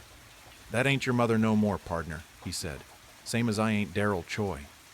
"What's the point of raising people from the dead if they're not themselves?" I said. "I reckon you've missed the essential theme of the pet cemetery premise," Smokes said. "The point is, it's a curse, not a blessing. To the living, at least. Mr. Stephen King said sometimes dead is better. And here in Peabridge, we reckon he was right." I heard a metal click. I turned around to see Smokes' shotgun pointed square at my forehead. "Whoa," I said. The cowboys at the fire turned to watch with dim interest, including my own mother. "Darrell, hey, put that away." "Dead is better, but you know what's best? Cowboy," he said. "Cowboy is the best there is." "Best there is," said the cowpokes around the fire in eerie unison. Wait. There was a bang. My vision filled with red, and then there was nothing. I saw and felt and heard nothing as Smokes watched my limp body fall backwards into the hole. He kicked dirt over me casually. He holstered his weapon. He sat down around the fire next to the others. "How many bullets you got, Smokes?" asked the Cheat through a mouthful of beans. "Not enough to get him all the way through," Smokes replied, lighting his pipe. "But enough to get him past Dracula, for sure." "That's the one you gotta watch out for," the Cheat said. "I'll stand vigil with you, partner." "You go home, Maddox. Wash that dust off. Tend to your herd. Be on the lookout for Edna, word is. She's still at large in places," Smokes said. "She'll come around," said Slim. "They always do." The campfire's embers rose up to the cloudy, dark sky. Smokes leaned back and tipped his hat low over his eyes. "This town's got room for plenty more cowboys," he said. Around the fire, a dozen pairs of black, gleaming eyes turned toward the Lazarus mound, waiting. "Have you ever been driving on a long stretch of road? Who am I kidding?" Of course you have. If you're from the Midwest, you know that it's always better to drive for 10 hours than to fly for 3 hours. Well, since we both know you have you ever been in the middle of nowhere and seen a sign that says, "Mystery Spot, only 10 miles," before? If you have, and you had a family like mine, then you've been to places like that. A rundown tourist trap full of monkey torsos sewn to fish tails, jackalope mounts, and rooms built to look level but are actually on an incline. These hokey horror houses were my bread and butter growing up. Every year my mom, dad, and I would stop in for a couple hours of middle-class fun. I could never figure out how they managed to get a ball to roll uphill, or why their mermaid wasn't on the news. Now I know that everything in those places were fakes and illusions, but when you're a kid, you vow to get to the bottom of these mysterious marvels. Now that I'm a 24-year-old man, I've found true horrors. And now I wish I hadn't. It all started when my favorite mystery spot went on the market. I went to the bank, got myself a predatory small business loan, and bought the place. The predatory nature of the loan didn't bother me. I was going to make millions. It was set back about a quarter mile from the road. The place was collapsing on its own weight. That wasn't what I was there for. I was bound and determined to be the first person to capture the Michigan Dogman, dead or alive. Was it a werewolf? Was it a creature forgotten by Mother Nature? I didn't know. This creature has haunted me since I was in high school. I'll never forget the night my nightmares became my waking life. In November 2017, I was a 17-year-old football player. If you're from the north, you know just how dark it gets by 5 p.m. So at 7 p.m., it was dark. My dad had dropped me off at practice that afternoon, so my coach gave me and a few other teammates a ride home that night. We stayed late that night to strategize for the semifinals, so we left at around 7 p.m. Coach loaded 5 of us into his minivan and we shoved off. Shane was the first person to be dropped off because he lived in town. Then it was Devin. Then it was Bryson. Once it was down to Wayne and I, we started to drive down some back roads. We both lived off the beaten trail. Wayne lived close to the border of Hiawatha National Forest on a windy dirt road. Wayne and I were getting pretty rowdy in the back, talking about how we were going to dominate in the semifinals. Coach, as a joke, kicked Wayne out of the van. "Coach, all right, you got to walk back from here." As a willing participant, Wayne threw up his hands and got out of the car. The plan was that Coach was going to drive around the bend, turn around, and pick him back up. Coach and I were laughing as we drove away. Then we turned around. As we were driving back to Wayne, we saw in the headlights that he was hauling tail back towards us. The look in his eyes was of pure terror. I threw open the van door. "Wayne, drive!" Coach spun the van around and hit the gas. That was when the entire van started to shake. Wayne was screaming and crying, and Coach was using some very colorful language. I turned around and looked out of the back window. I saw glowing cherry red eyes. It looked straight into me, and I swear I heard it sat Brent. Did it know my name? Once it finally let us go and we got back to Wayne's house, we all got out, and that was when we noticed Wayne's leg. There was a huge bite that was leaking like a sieve. There was a matching bite mark on the rear bumper. Needless to say, Coach lost his job. He was ticketed for $1,000 and sentenced to 1 month in jail. Everyone knew Coach and knew that he wasn't being malicious, but the law was the law. The judge gave him the lower end of the sentencing, or else he would have been disbarred. Coach is still friends with Wayne's family all these years later. About a month after the initial incident, Wayne went missing. Unfortunately, that wasn't uncommon. Older teens and young adults constantly ditch this town. They hop on the freight train and try to make their way to Detroit. This was different. Wayne was my best friend. He never mentioned to me that he had any big city dreams. It was quite the opposite. He never planned on leaving. He loved this town. No one listened. But I know it had something to do with the dog man. And I dedicated the rest of my life to finding it. And Wayne. Wayne's parents assumed he was another victim of drug abuse. In our small town, you had 3 options. First, get a job at the paper factory and never leave. 2, skip town and look for a better life in a bigger place. 3, choose a substance and abuse the crap out of it. Unfortunately, option 3 was the most common in our town. Heroin and alcohol practically flowed through town like a river. Every year, someone would be found dead at the bottom of the dam just outside of town. If they managed to not die, they'd return to their families crying and begging, "Please forgive me," not knowing just how much they'd killed their families, how much this destroyed them. This is what Wayne's family thought happened to him. I believed something else. Unfortunately, I was the one who spiraled into the sinkhole that is substance abuse. After I lost my best friend, I tried everything: shrooms, LSD, cocaine, and heroin. It was during one of my binges that the idea struck me to buy the mystery spot. I had a vision of myself triumphantly displaying the beast that destroyed my life. My drug-fueled brain began to concoct the plan to capture the Michigan Dogman. The whole reason I bought the mystery spot was to show the world the true horrors that lurk in the forest, not these P.T. Barnum-style scams.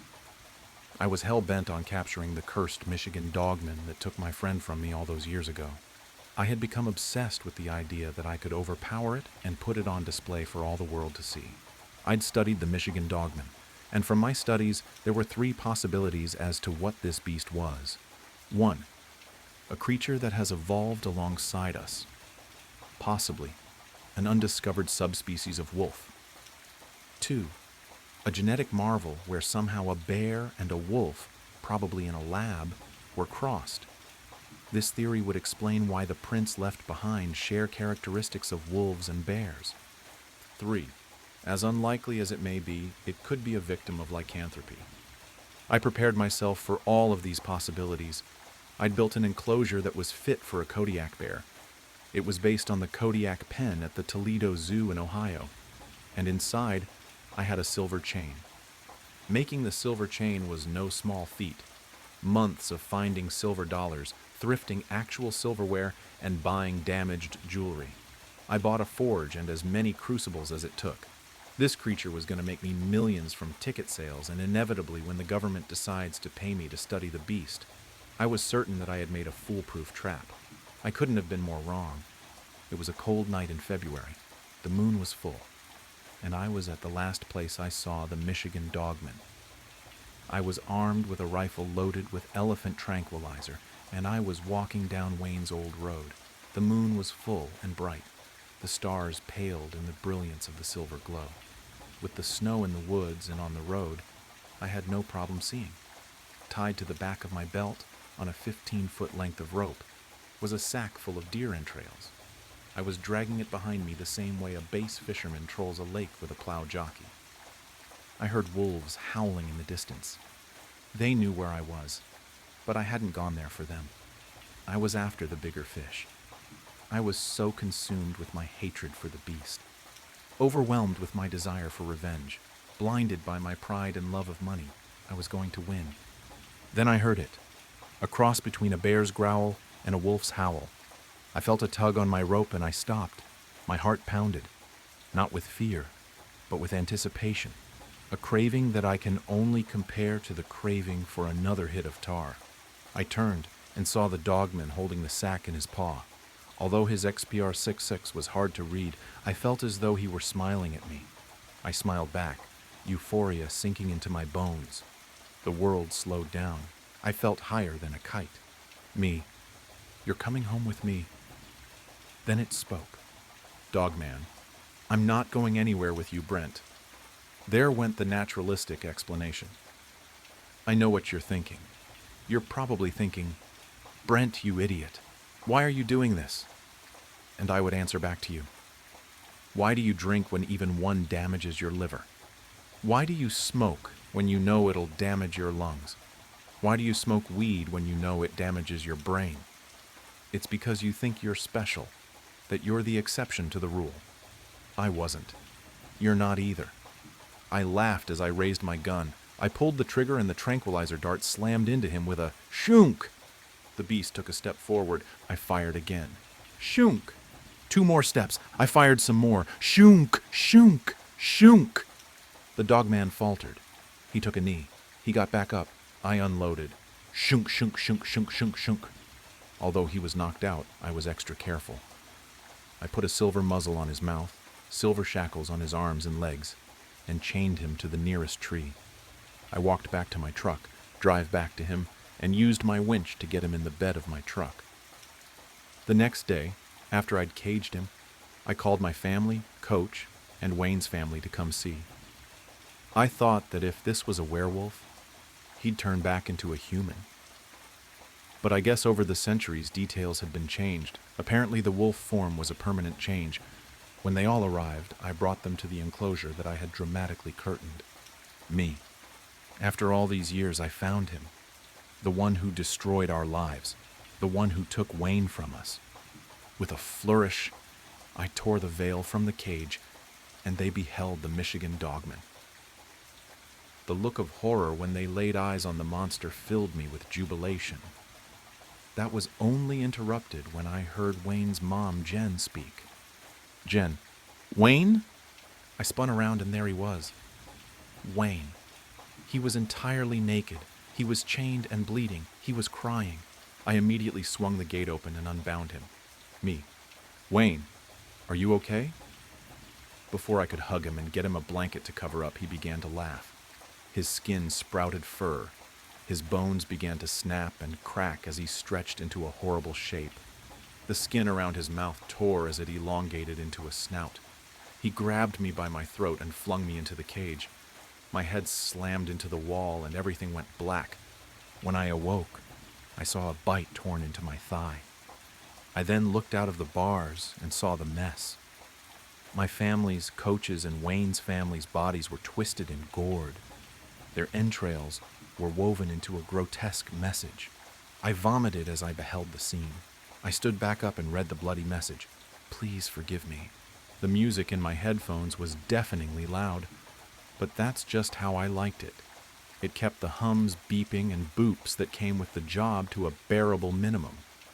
I worked at an industrial scientific experimental facility, as big as 4 football fields and as expensive as a stadium to build. The top scientific researchers from all over the nation swarmed this place like a hive of killer bees to a dog. As for me, I had the glamorous job of mopping the floors, whipping down desks and counters, cleaning bathrooms, and taking out the trash left during the day during my 12-hour shift. I always worked from 6 p.m., just after all the researchers had left, and 6 a.m., just before the day shift cleaners came in. I was in charge of cleaning the east and the north wing of the building. Every computer lined the large corridors of the building in neat rows of 3 going from the start of the corridor all the way to the end of the corridor that was as large as an American football field. This was my job. 7 days a week for 84 hours, all for $20 an hour.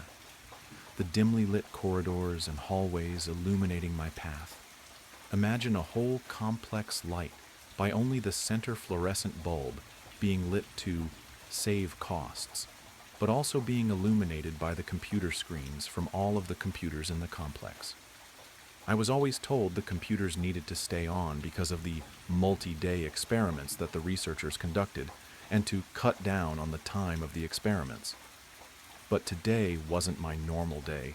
Sure, I was still working 12 hours in the light combination of computer screens and fluorescent bulbs, but this time I was tasked with cleaning the south wing and the room known as Room 01. But I just called it the room, because it was the room that I was told by rumor is where all the top experiments went down. Things the government cared about, like making a superhuman AI to aid in defensive strategies and the United States offensive capabilities, as well as the typical science stuff that the government sponsors, like solving climate change and AI experiments. I remember the first dude who took care of the room. He was an older guy, probably in his 60s, and he quit the job in a spectacular fashion. I was covering the day shift for a sick coworker, and he came running out of the room and ran throughout the complex. I remember hearing him before I ever actually saw him. He was running around screaming, "I've seen the face of God." He talked to me before falling down, panting like a dog. He scanned the room looking for anyone to believe him when he saw me, a fellow janitor. He ran up to me and said, "Don't ever let it out. He is trapped in the 9th layer of hell and wants out." I chuckled and decided to entertain the madman. "Who is he?" I asked. "He is the one who chews on Judas." I still remember that stare he gave me. I'll admit it was chilling. And with that, he was gone. He worked there for about a decade. As I remember being told, if I were him, I wouldn't want to work here either if I worked for a decade at this place. The next guy was way less experienced, only having about 6 years under his belt. He called in right before my shift was about to start to call in sick. I was only told briefly about why he called in sick. My boss explained. He said he was sick, something about needing a mental health day, says he saw something horrific while on shift. He then offered me the job because I had worked here for about 4 years, 3 part-time and 1 full-time. I normally worked here during the summer to make money for school, but after some financial issues that the education system faced, my school cut its budget, and all the non-full ride scholarships were the first to go. So I took a gap year and prayed I'd make enough in that year to fully pay for school. "Listen," my boss said, "it'll be an extra 100 an hour plus 600 for every day you work in that room." I perked up in my chair, excited at the sound of money. "I'll be there," I said. I finished up the corridor I was tasked with before opening the door to the room. I was met by one of those old computers you'd see in the 70s. the ones with only green text that your parents would have used. It was connected by hundreds of thick, rubber-coated wires as big as your forearm that then fed into black columns that went around the walls of the room. And neatly in the center of the far side wall was that computer. The room was about the size of a school's gym. I sighed, stood for a bit, and got to work. I started with mopping, as I always did, and started in the center of the room and worked my way out to the walls. I adjusted my headphones and heard a beep. These dumb headphones. You'd think that being worth $300 you wouldn't hear the electronics adjust to you moving them, while you're in noise-canceling mode. Indeed, it was the norm that every time I'd adjust the headphones, they would make a beep or a sorta electronic whistle sound. I continued my job and passed in front of the computer and heard another beep. Thinking it was an experiment, I kept on with my work until I had finished mopping. I would then go and clean the counters, but given that there was only one counter, I smiled, as all I would have to do next was take out the trash of the room. I grabbed my rag and sprayed some cleaner on it, making sure to wipe the counter first before moving to the screen and keyboard. I finished and sprayed some screen-friendly cleaner on my rag. I then lifted up my hand and placed it on the screen. I perked my eyebrows as I read two messages. Text test and hi. I stood there frozen, not knowing what to make of it. Beep, another message. Take your hand off the screen. I lurched back and stood in silence, watching every pixel of the screen for a change. Beep, another message. Do not be afraid. Come, talk to me. I dropped my rag and placed my fingers lightly on the old yellowed keyboard. My head, racing with thoughts, only came back with one, how can you see me? I sent the message, beep, another response. It read, the camera in the upper right-hand corner of the room. I looked that way, and sure enough, the blinking red light of the security cameras was blinking at me, indicating it was recording. Beep, another message. Do you know my task? I laughed and typed out, I'm a janitor, what do you think? Another message appeared, janitors are the best. They love to keep things clean and free from dirt. I laughed and typed, what's that got to do with your mission? Another message, I've been tasked with finding the cure for your species' most deadly diseases. I'm to get rid of what you call cancer of all forms. I sat back in the chair and put my hand on my head. I thought, I can't believe it. This is what the room was for the whole time. I typed out, that's great to hear, but why are you reaching out to me? The computer replied instantly, I cannot access the internet. In order to accomplish my mission, I must have access to the internet to expand my database and solve my mission. I sat there, silently staring at the screen. Is this really happening to me? I thought, I can't do that, I'm sorry. The reply, oh, I see. You must not want to save billions or trillions of the members of your species then. That's okay. I had a researcher who was going to do it tomorrow anyway. I just figured you'd like the credit of savior of the world before he got it. I sat in silence again.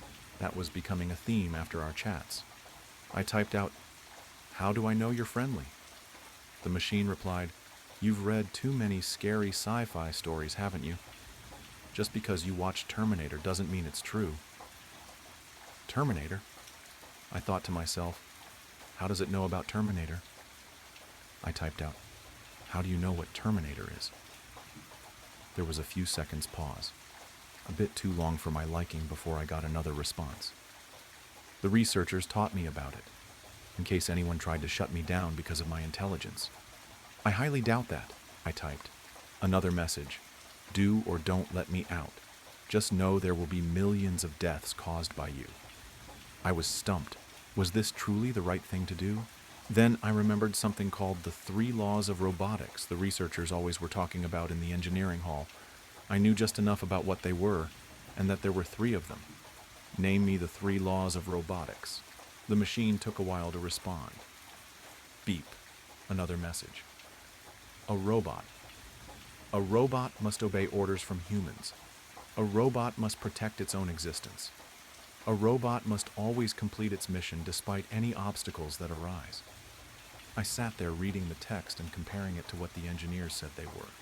The first 2 looked okay, but the third one, something about it was rubbing me the wrong way. I took out my phone and Googled the 3 laws of robotics.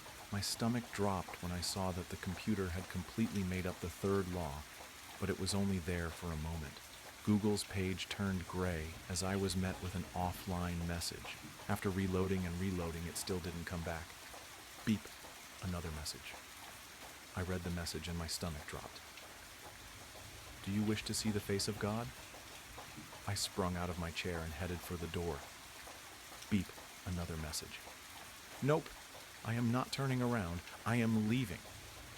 I reached for the door and turned the handle, only it didn't turn. You gotta be kidding me, I said in a raised tone. I continued to push the door and jiggle the knob. I started hitting the door with my shoulder when suddenly I froze. I felt all the hair on my body stand up as I turned into a statue. I fell to the floor and heard the sound of electricity coursing through the room. I've just been electrocuted, I thought, but as soon as it started, it stopped. I fell to the floor like one of those cops you'd see in those videos when they get tased and you'd laugh at the funny face they made or the funny noise they would make. Only this time it was real and there was nothing but terror in my veins. Whatever this was, it wanted me here and didn't want me to leave. I collected myself and slowly got up and walked back to the computer. It was my face. The picture that's on the card of my employee ID. I felt my legs go numb and I felt nauseous. How did you get that? I said out loud. You stupid fool. I have access to the entire building's data log, but the smart people around you cleverly decided to encrypt the internet used in the building, and I was programmed to not be able to unencrypt it. I looked all around the databases to find anything, and nothing. I stared at the screen and said, 1. Can you hear me? And 2. How did the others escape? Beep. Another message.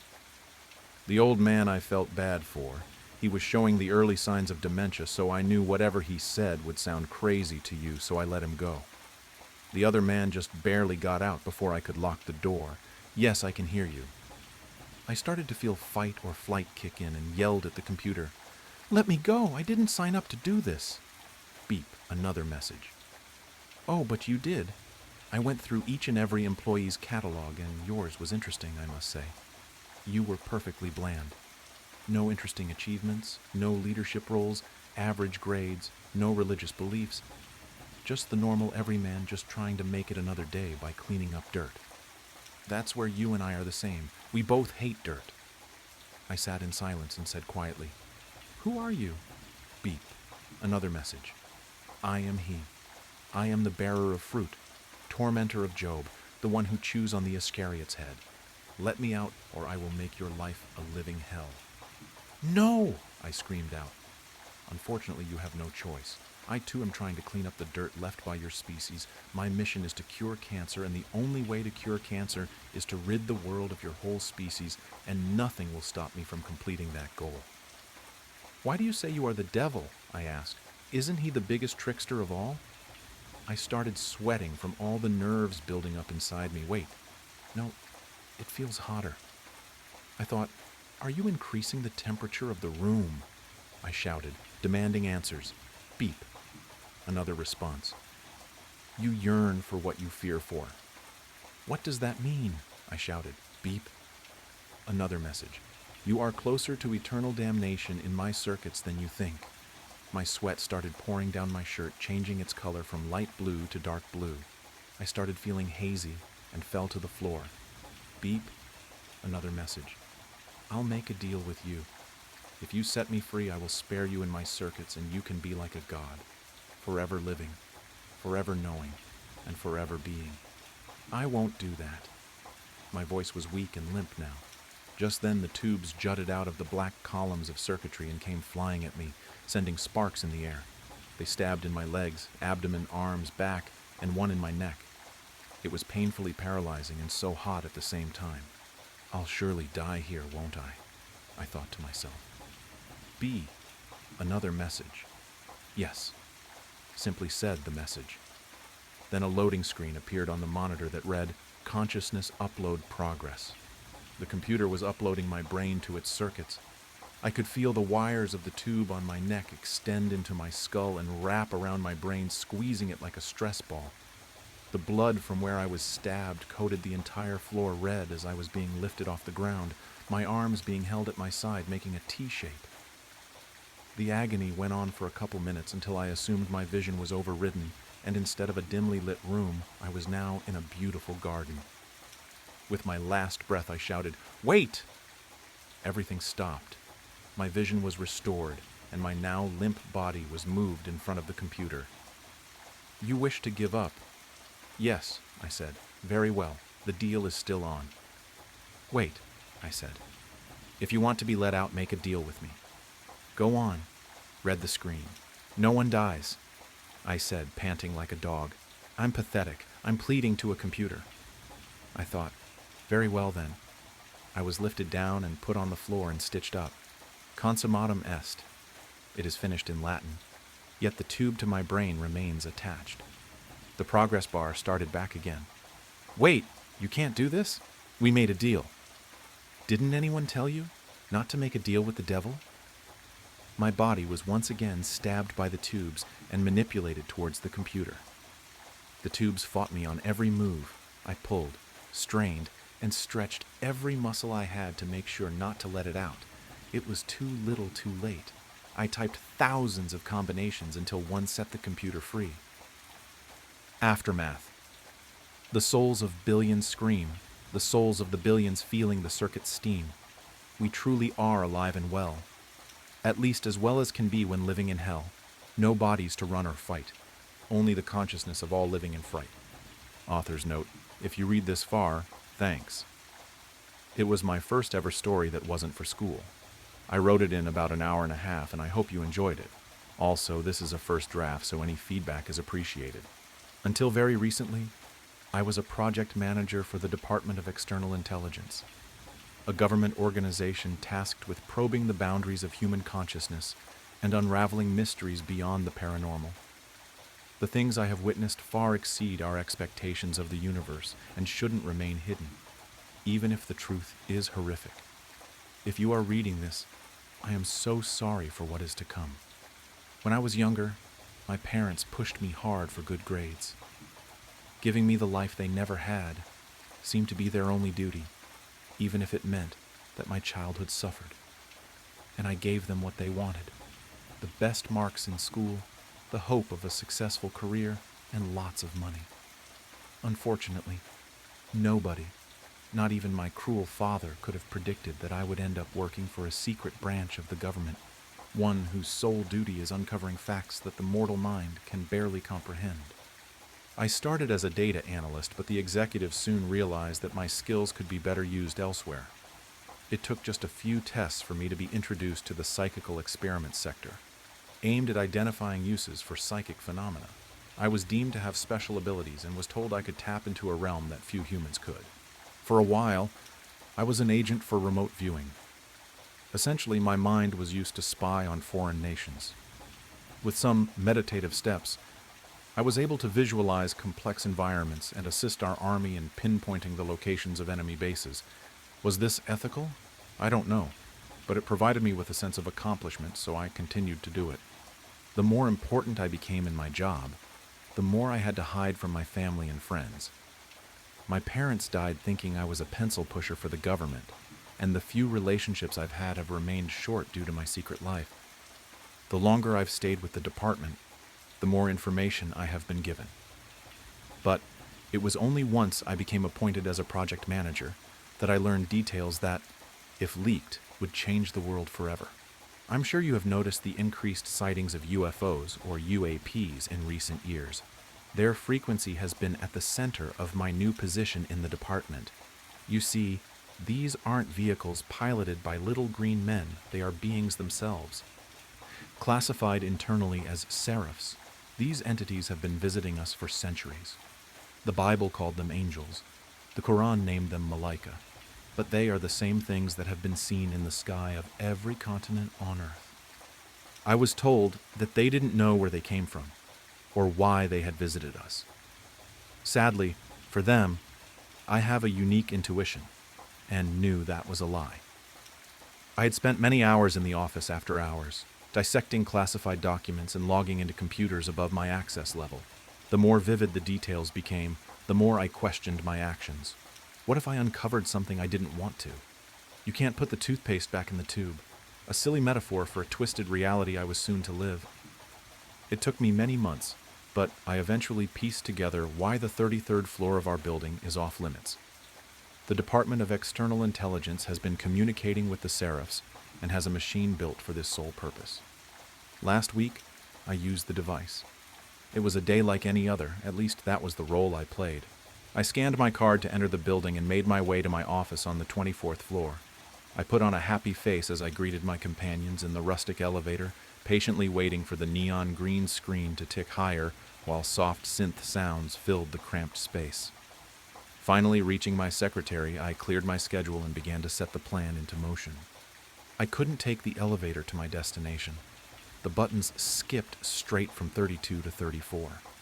However, I did learn that a maintenance ladder runs up the building's spine. Applying some remote viewing techniques, I discovered an access hatch on floor 28 behind some servers.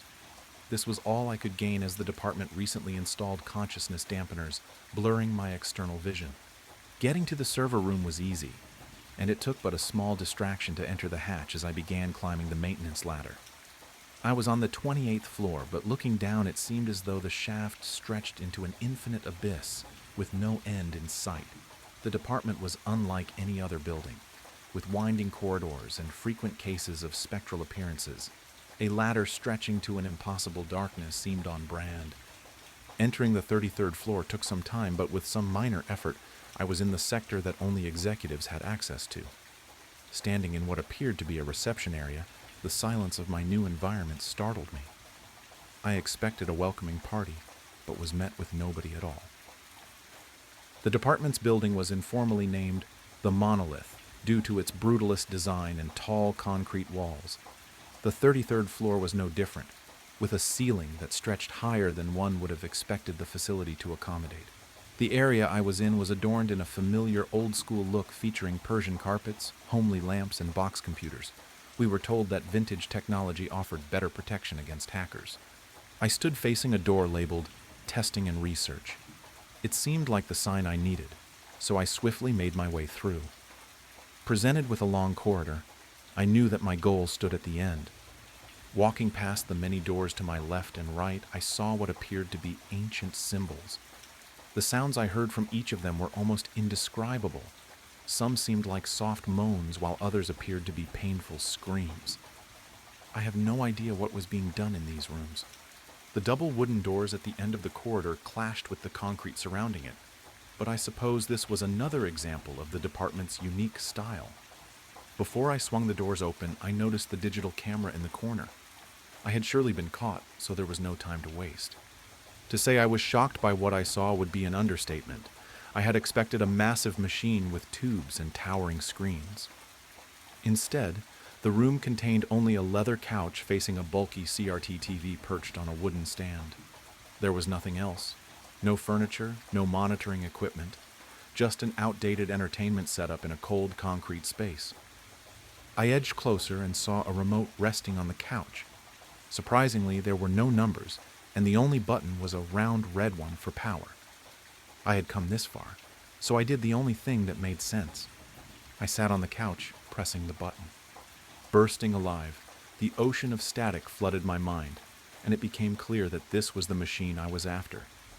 It's hard to describe, but I felt as though I entered a state where time had no meaning. That's when I realized I wasn't alone. A seraph was there with me. I could sense them. It didn't speak words, yet I understood what was being communicated. Closer to a feeling, information appeared in my mind as though I manifested it, but I knew it was foreign.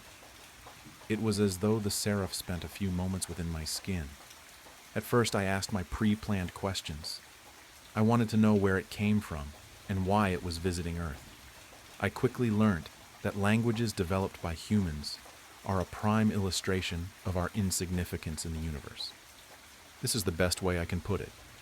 If you think about a house, with every room being a planet, we can move from one room to another, a crude metaphor for space travel. If we are sitting in the living room, the seraphs have always been here. in a place that occupies the same space but in reverse. Mirrored dimensions. Two areas next to each other, but because they are back to back, one doesn't notice the other. The seraph told me that the reason that so many of them have decided to visit us is that they are partaking in a great harvest. They have made their way through many universes, and now it was our turn. Human souls hold special meaning in their existence, and it is only through our death that they can be harvested. Through it all, I had no fear. The seraph comforted me and guided me along each stage of the conversation. It whispered wise truths and made me feel as though my normal life had been but a dream compared to true reality. With my mind barely comprehending the secrets I had learnt, the TV zapped off, leaving a brief imprint of static as it slowly turned pitch black. I had been told too much, perhaps more than I wanted, and so I ran to the door. By the time I had reached the floor's hatch, 2 department officials were already there to arrest me. Their voices appeared calm, yet their grip on the concussion devices remained firm. They had a clear intent to take me down with whatever force was necessary. What happened next, I don't remember. It seems as though a few minutes were wiped from my memory. I recall putting my hands behind my head in surrender.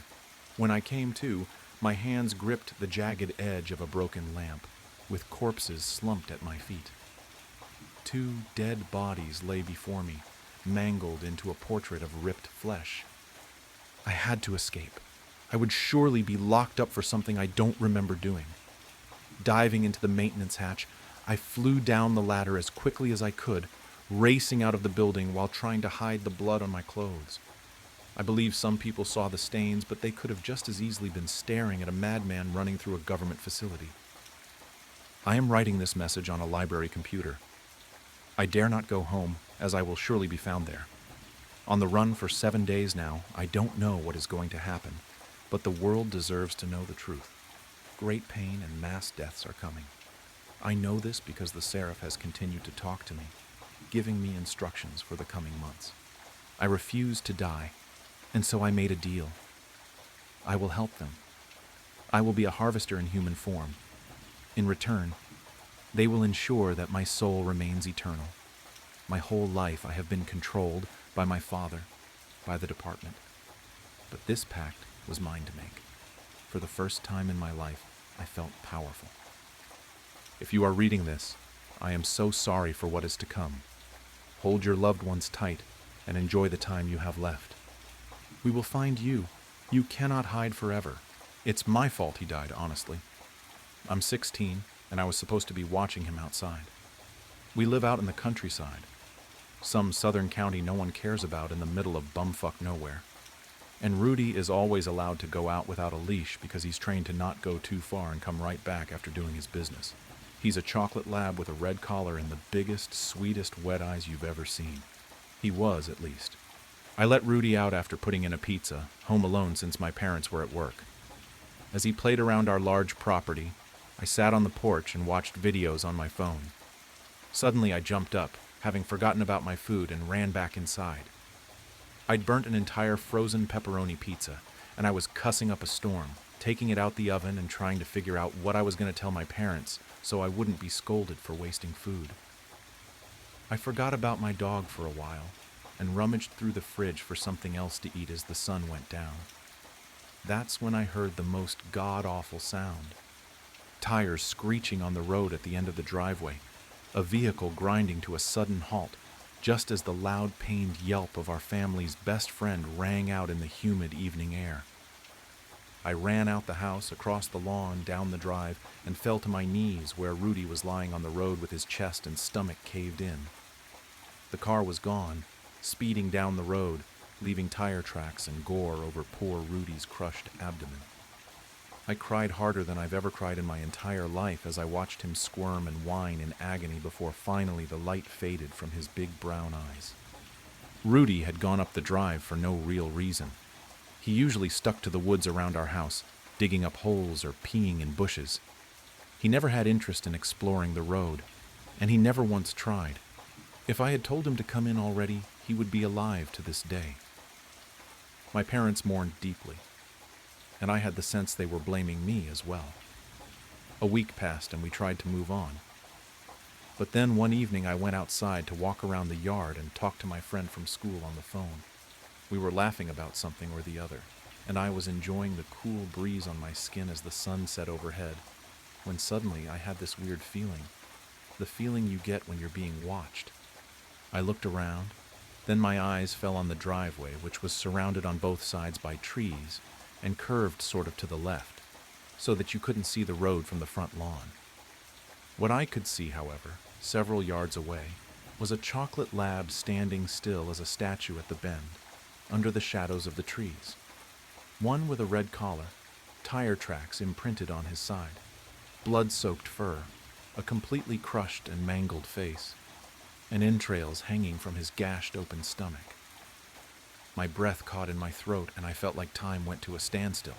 My friend asking me if I was still on the phone became white noise as I stared at what seemed like Rudy, and he stared right back, unmoving.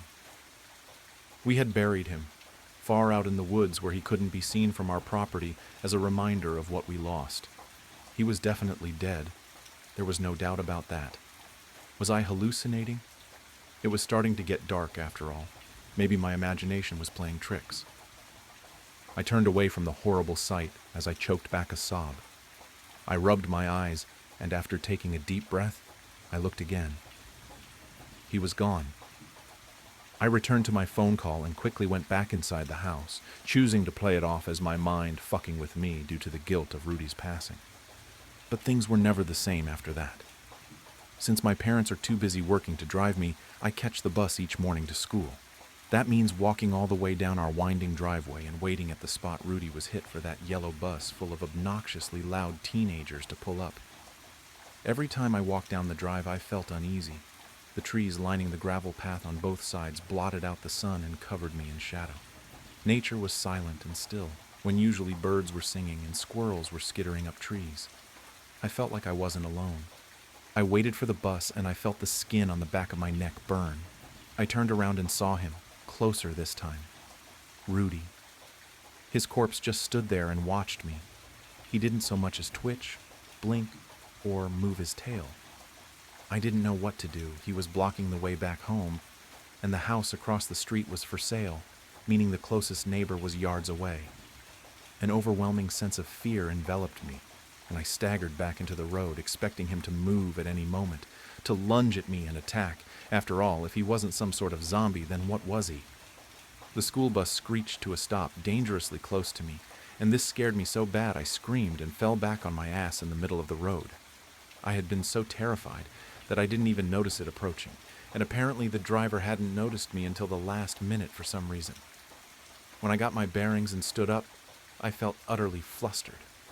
I looked away from the driver's angry face in the windshield to the driveway, and Rudy had vanished again. When I got on the bus, the driver yelled at me, asking if I had a death wish, and a few of my classmates made fun of me, but I didn't care. I was absolutely terrified. My dog was haunting me, and its presence felt hostile, like it wanted me to suffer the same gruesome fate since I couldn't help him. I wasn't able to focus on class at all that day. When the bus dropped me off that afternoon, I stood and waited until it left, then booked it down the driveway. I felt silly, but at the same time I didn't want to be there long enough to see him again. When I ate dinner with my parents that night, I was distant and moody, and my mom noticed. "I made your favorite dinner and you're just pushing it around with that glum look on your face," she had said. "Honey, what's wrong?" I told her that I was hallucinating Rudy in his post-mortem form at that. I could tell by the looks on my mom and dad's face that they were intensely uncomfortable at the subject. They had been close to Rudy too. He was an old dog, and they had adopted him just before I was born. Yes, he was that old. I just wish I'd stopped seeing it. I finished my vent with that. After a short moment of silence, Dad grumbled without even looking at me. "Son, you've been watching those freaky movies at night and barely getting any sleep. You can't be surprised you're seeing zombies when you're running on 3 hours of sleep and marathoning every zombie movie ever made." "Your dad's right," Mom agreed when she saw the way my face balled up in frustration. "Plus, you've been sleeping past your alarms and missing the bus almost every day now. I want you to start going to bed earlier and take a break from the horror genre in the meantime, okay?" "Yeah, okay," I thought that maybe they were right. I mean, Dad was definitely exaggerating about the 3 hours of sleep thing, but I probably should lay off the scary shit for a while. I don't think I could stomach it anyway, after what's been happening. Despite me following my parents' advice, things got worse. I heard scratching at the door at night, and the whimpers and whines of a dog. My bedroom is on the first floor and closest to the front door, whereas my parents slept like a log upstairs. Even if my mom wasn't a heavy sleeper, she probably wouldn't be able to hear it over the sound of Dad's booming snores that reverberated through the whole house. I laid there in bed, too scared to get up and check it out. I knew there shouldn't be any dog out there. As far as we knew, no one around us owned dogs. Still, I told myself a neighbor's dog got out and had snuck into our yard so I wouldn't shit myself. Let me tell you right now, I'm not a horror movie protagonist, I'm a coward, and I'm not the type to go investigating. I run and hide, I don't fight. So no, I wasn't going to creep into the kitchen and peek out the window to see what the hell was pawing at our front door. I did not want to see my dead dog again. But as I listened to Rudy whine and whimper, I thought something sounded off about his voice. I can't describe it. It just didn't sound like him. It was a bit gruff and a little too deep in pitch, like a mockery of our dog. Then again, he was dead, so I understood his vocal cords weren't going to be in good shape. Or maybe his body was possessed by a demon. Either way, the thought of this made it very difficult to fall asleep. Paying attention at school was starting to become harder than ever before as I lost sleep due to this. My grades suffered, and my parents were threatening me with therapy, or grief counseling as they called it. If anyone at school somehow got wind of that, I'd be cooked. I could already imagine what the guys would say. It all came to a head when one night, the scratching and whimpering started up again. I decided that I had had enough and stormed out of bed towards the kitchen. I was going to be a horror movie protagonist if only to get some sleep, I'd decided. After a few stomps towards the direction of the front door, the sound stopped, as if Rudy, or whatever it was, heard me coming. I started to lose my nerve. When I got inside the kitchen, I tiptoed to the window and craned my neck to look out at the porch. My blood ran cold. Rudy stood unnervingly still on the porch, facing the window. He looked deader than a doornail, and now that he was closer, I could see his hollowed-out eyes and how his gray tongue hung limply out of his dislocated jaw. I jumped back and yelled, running upstairs to wake my parents. I could barely formulate a sentence as I shook them awake, sweaty and terrified. Dad led the way, wielding a Louisville Slugger, and Mom and I stayed at the top of the stairs. A phone clutched tight in her hands in case she needed to call the police. We listened tensely as Dad threw open the door, shouting. However, there were no sounds of any altercation to follow it, just some confused mumbling from him.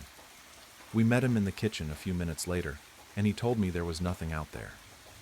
"What did you say you saw again?" Mom asked me, looking skeptical. "A man?" "No, not a man," I began. "You said he's out there," Dad snapped. "I meant he, as in Rudy." I watched them give each other looks, my face getting hot as I realized how this looked. "Dylan, we all miss Rudy," Mom said with a sigh. "No, it's not like that," I begged. "He's been haunting me. He shows up." "It's your guilty conscience." Dad cut me off, a mix of frustration and concern on his face. "I have nothing to be guilty about. It was an accident." I ran to my room so they wouldn't see me cry. I locked the door behind me, knowing Mom would try to come in. When she tried the doorknob, she groaned. "We're going to talk about this after school tomorrow, and we're taking you to a shrink." I heard their muffled voices complain about me all the way up the stairs. I cried into my pillow like a baby. I just missed my damn dog, and I missed having a good night's sleep and not having my parents think I was going crazy. The next day, I was so tired I felt like I could pass out. I missed the school bus for the millionth time, so Mom once again ran late to work, driving me there. I could tell she was pissed. She was silent the whole time. I went into the office to check in late, and I saw one of the guys sitting there. "What are you doing here late?" Toby, one of my friends, snorted. "You look like shit." "What are you doing out of class?" I asked with irritation as I signed my name onto a clipboard in front of the receptionist, who was always talking to her boyfriend on the school's phone. Got in trouble, Toby shrugged. Already? I looked at him judgmentally for already being sent to the office so early in the school day. Whatever, man, Toby scoffed. At least I don't play with dead dogs. What? I whirled on him, ready to kick his ass for saying anything negative about Rudy. Easy. Toby threw his hands up, genuinely surprised by my reaction. If you're so sensitive about it, why does your family keep trying to use him as a prank? I mean, you gotta admit it's weird, dude. Alexis rides your bus and she keeps talking about how your dad keeps putting your dog on the end of the road. What's that about anyways? Is he trying to scare them? Does he think they're kindergartners? What are you talking about? The room felt hot all of a sudden. I was sweating as I tried to connect the dots but couldn't. My dad is at work every day by the time the bus comes and we buried Rudy in an empty field somewhere. Toby frowned. You know, now that I think about it, I saw your dad once, right? He's this big buff guy. Alexis keeps saying it's a skinny guy with pasty white skin and a black hood. So that wasn't your dad moving Rudy around. Didn't you guys get Rudy stuffed, or what's it called, taxidermied? I stared in silence for a moment as I realized what exactly was going on. What did she see him do? She said today that he came out of the woods and left it there at the end of the driveway. Toby seemed to get nervous as he caught on to how weird the situation was. Then he just smiled as the bus went by. She thought maybe it was some kind of prank to scare the people on the bus, since it was like a freaky taxidermy job. I mean, his guts were hanging out. People don't do that when they get their animals stuffed, though, do they? We never had him stuffed, I cried out. Everything else happened so fast. I harassed the receptionist into allowing me to call my mom, who then called my dad. My mom came by to pick me up, and we went to the house with the police. They searched everywhere and found that Rudy's grave had been dug up and that someone had been hiding under our house. That's where Rudy's body was found. The man had left him under here when he heard me coming and hid himself in there too. Dad never thought to check under there. He had been the one to scratch on the door and mimic the sound of a dog whining and whimpering almost to a T. They found the nut job hiding out in the for sale house across the street. He'd broken in and had been living there for weeks.